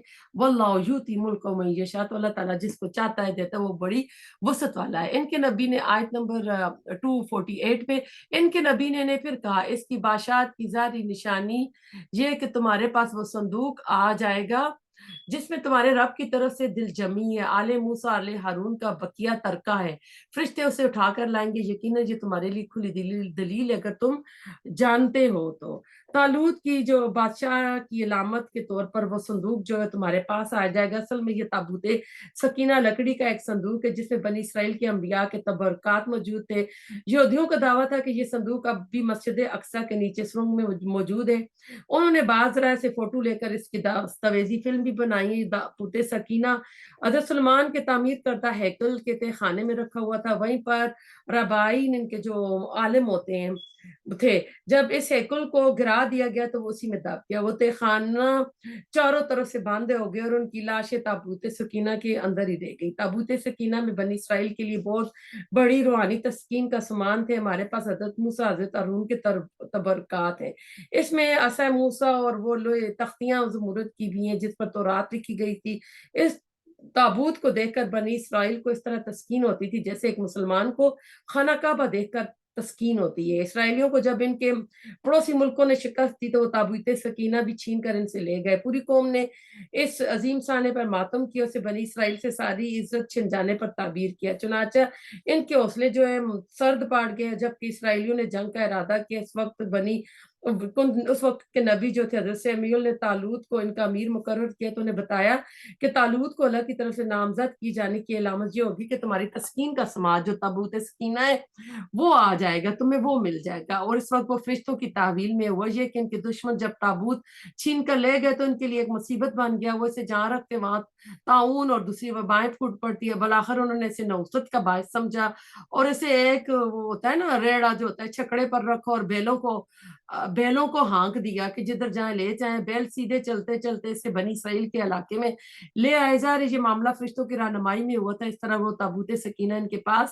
پہنچ گیا جو برسوں سے ان سے چھن چکا تھا۔ تو اللہ تعالیٰ اس لیے کہتے ہیں ان فی ذالک لآیات لکم ان کنتم مؤمنین، کہ یقیناً اس میں تمہارے لیے بڑی نشانی اگر تم ماننے والے ہو۔ تو جب حضرت طالوت لشکروں کو لے کر نکلے تو کہا سنو اللہ تعالیٰ تمہیں ایک نہر سے آزمانے والا ہے، جس نے اس سے پانی پی لیا وہ میرا نہیں ہے، اور جو اسے نہ چکھے تو وہ میرا ہے۔ ہاں یہ اور بات ہے کہ اپنے ہاتھ سے ایک چلو بھر لے، لیکن سوائے چند کے باقی سب نے وہ پانی پی لیا۔ حضرت طالوت مومنین سمیت جب نہر سے گزر گئے تو وہ کہنے لگے جنہوں نے زیادہ پانی پیا تھا آج تو ہم میں طاقت نہیں ہے کہ جالوت اور اس کے لشکروں سے لڑیں، لیکن اللہ تعالیٰ کی ملاقات پر یقین رکھنے والوں نے کہا بذا اوقات چھوٹی اور تھوڑی سی جماعت بڑی اور بہت سی جماعتوں پر اللہ کے حکم سے غلبہ پا لیتی ہے۔ اللہ تعالیٰ صبر کرنے والوں کے ساتھ ہے۔ تو اصل میں ہر کمانڈر کے لیے ضروری ہوتا ہے کسی بڑی جنگ سے پہلے اپنی ساتھیوں کا جوش فتولا جذبہ حوصلہ جو ہے نا اس کو پرکھے جان۔ یہاں بھی نا غزوہ بدر سے بھی پہلے رسول اللہ علیہ وسلم نے بھی ایک مشاورت کی تھی۔ یہ لشکر اور جو بدر کا لشکر تھا دونوں کی تعداد بھی سیم تھی اور دونوں کے پاس جو چیزیں تھی یہ بھی کمزور تھے، اتنا نہیں تھا، اور دشمن جو تھا طاقتور تھا۔ تو یہاں ان کو ٹریننگ کے لیے کہا تھا کہ تم تھوڑی پینا، لیکن انہوں نے پانی زیادہ پی لیا تھا تو پھر ان میں طاقت نہیں تھی کیونکہ انہوں نے ایک طرح سے نافرمانی کی تھی۔ تو جالوت جو تھا ان کا جو دشمن تھا وہ ولما برزوا لجالوت وجنودہ، جب ان کا جالوت اور اس کے لشکر سے مقابلہ ہوا تو انہوں نے دعا مانگی کہ اے پروردگار ربنا افرغ علینا صبرا وثبت اقدامنا وانصرنا علی القوم الکافرین، کہ پروردگار ہمیں صبر دے اور ثابت قدمی دے اور قوم کفار پر ہماری مدد فرما۔ تو انہوں نے پھر وہاں پہ یعنی جب طالوت کا دیکھا تو انہوں نے پھر یہ دعا مانگی اللہ تعالیٰ سے کہ ہمارے اللہ تعالیٰ ہمیں اس پہ ثابت قدمی دینا۔ تو اہل ایمان کو تلقین کی جا رہی ہے جب بدر کے موقع پر تمہارا کفار سے مقابلہ ہوگا تو تم بھی یہ دعا پڑھنا، یعنی مسلمانوں کو بھی ایک طرح سے تیار کیا جا رہا تھا۔ چنانچہ اللہ تعالیٰ کے حکم سے انہوں نے جالوتیوں کو شکست دی اور داؤد علیہ السلام کے ہاتھوں جالوت قتل ہوا۔ اللہ تعالیٰ نے داؤد علیہ السلام کو مملکت اور حکمت اور جتنا کچھ چاہا علم بھی عطا فرمایا۔ اگر اللہ تعالیٰ بعض لوگوں کو بعض سے دفع نہ کرتا تو زمین میں فساد پھیل جاتا، لیکن اللہ تعالیٰ دنیا والوں پر بڑا فضل و کرم کرنے والا ہے۔ تو یہ داؤد وہی داؤد علیہ السلام ہے جو جلیل القدر نبی اور بادشاہ ان کے بیٹے حضرت سلیمان تھے۔ تو رات سے معلوم ہوتا ہے کہ داؤد علیہ السلام ایک گڈریا شیپرڈ تھے اور جنگل میں اپنی بھیڑ بکریاں चढ़ाया करते थे। इनके पास एक गोपिया होता था जिसके अंदर पत्थर रख कर उसको घुमाकर मारते थे। निशाना इतना सही था कि इससे वो अपनी बकरियों पर हमला करने वाली जंगली जानवरों के जबड़े तोड़ दिया करते थे। जब तालूत और जालूत के लश्कर आमने सामने आए तो दाऊद अलैहिस्सलाम इत्तफाकन वहां निकले। उन्होंने देखा कि जालूत ललकार रहा और कोई है जो मेरे मुकाबले में आया, लेकिन इधर सब के सब सहमे खड़े हैं, कोई आगे नहीं बढ़ रहा था। ये देखकर इनकी गैरत को जोश आ गया। उन्होंने तालूत से इसके मुकाबले की इजाजत मांगी और कहने लगे, मैं तो अपने गोपिये से शेरों के जबड़े तोड़ दिया करता हूँ, भला इसको मैं कैसे ना करूंगा, मैं तो अभी इसको कैफरे करदार तक पहुंचाता रहूंगा। तो फिर ऐसा है कि इन्होंने ना दाऊद अलैहिस्सलाम ने सिपाही सलार की इजाजत से अपना गोपिया और चंद पत्थर उठाए और देव हैकल जालूत के सामने खड़े हो गए। जालूत ने पूरा लोहे का लिबास पहना हुआ था, उसकी एक आंख जो थी ना वो नंगी थी। जालूत ने इसका मजाक उड़ाया, लेकिन उन्होंने अपने गोपिये में एक पत्थर रखकर ऐसे घुमाकर छोड़ा कि वो सीधा आंख से सुराख से पार होकर इसके दिमाग से अंदर उतर गया और जालूत वहीं पर मर गया। तो अल्लाह ताला इसलिए कहते हैं आताहुल मुल्क वल हिकमत वअल्लमहु मिम्मा यशा। अल्लाह ताला ने इसे सल्तनत और हिकमत अता की और जो कुछ अल्लाह ने दिया। तालूत ने दाऊद अलैहिस्सलाम से अपनी बेटी का निकाह कर दिया, इस तरह वो तालूत के दामाद हो गए। फिर तालूत ने इन्हीं को अपना वारिस बनाया और ये बादशाह हुए थे। इस तरह ये बादशाह नबूवत में भी आई। अल्लाह ताला ने हज़रत दाऊद अलैहिस्सलाम को हुकूमत और सल्तनत अता फरमाई, हिकमत और नबूवत से भी नवाजा। इन दोनों एतबार से अल्लाह ताला ने आपको सरफराज फरमाया। ये सब इनामात इस वाक़ये के बाद हज़रत दाऊद पर हुए। इन सब पर यानी ये अल्लाह ताला ने इनको सिखाया और अल्लाह ताला ने कहा। और फिर अल्लाह ताला कहते हैं वलौला दफ़अल्लाह अन्नास बादहुम बिबादिल लफसदतिल अर्द, के अगर इस तरीके से अल्लाह एक ग्रोह को दूसरे के जरिए दफा ना करता तो जमीन में फसाद फैल जाता। जमीन में जब भी फसाद होता है तो अल्लाह ताला कोई ऐसी शक्ल पैदा करता है कि किसी और ग्रोह को सामने लाकर मुफसदों का खात्मा कर देता है। अगर ऐसा ना होता तो जमीन में फसाद ही फसाद फैल गया होता। अल्लाह ताला ने जंगों के जरिए से फसादी ग्रोह का खात्मा फरमाया है। हर बड़ा फिरौन जो आता है अल्लाह ताला इसके मुकाबले पर किसी मूसा को खड़ा कर देता है। इसी तरह अल्लाह ताला हर सरकश और फसादी के लिए कोई ना कोई इलाज तजवीज करता रहता है। वलाकिन अल्लाह ज़ू फ़ज़लिन अलल आलमीन, लेकिन अल्लाह ताला तो तमाम जानों पर बड़ा फजल करने वाला है। आखिरी आयत है तिलका आयातुल्लाहि नतलू अलैका बिलहक व इन्नका लमिनल मुरसलीन, कि ये अल्लाह ताला की आयतें हैं जिन्हें हम हकानियत के साथ आप पढ़ते हैं। आप बिल यकीन आप यानी रसूल सल्लम आप रसूलों में से हैं। यानी जो ये जितने गुज़श्ता वाक़ात जो आप पर नाज़िल करता किताब के ज़रिए दुनिया को मालूम हो रहे हैं, नबी सल्लल्लाहु अलैहि वसल्लम यकीन आपकी रिसालत और सदाकत की दलील है, क्योंकि आपने ये ना किसी किताब में पढ़े ना किसी से सुने, जिससे ये वाज़ेह हो सके कि ये गैब की वो खबरें जो बज़रिया वही अल्लाह ताला ने आप पर नाज़िल फरमाई है। कुरान करीम में कई मकामात पर गुज़श्ता उम्मतों के वाक़ात के बयान को नबी सल्लल्लाहु अलैहि वसल्लम की सदाकत के लिए दलील पर अल्लाह ताला ने ये पेश किया है।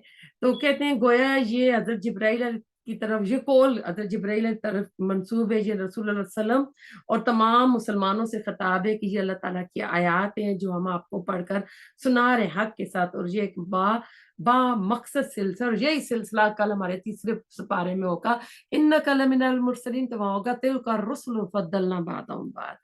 तो अल्लाह ताला का लाख लाख शुक्र है कि आज हमारा सिपारा कंप्लीट हुआ। इसमें अगर गलती कमी होगी हो तो अल्लाह ताला माफ फरमा देना और अल्लाह ताला हम सब के घरों पे अपनी रहमतें बरकतें नाजिल फरमाना। रब्बना तकब्बल मिन्ना इन्नका अंतस समीउल अलीम व तुब अलैना इन्नका अंतत तव्वाबुर रहीम। सुब्हानक अल्लाहुम्मा बिहम्दिका नशहदु व ला इलाहा इल्ला अंता नस्तगफिरुका व नतूबु इलैक।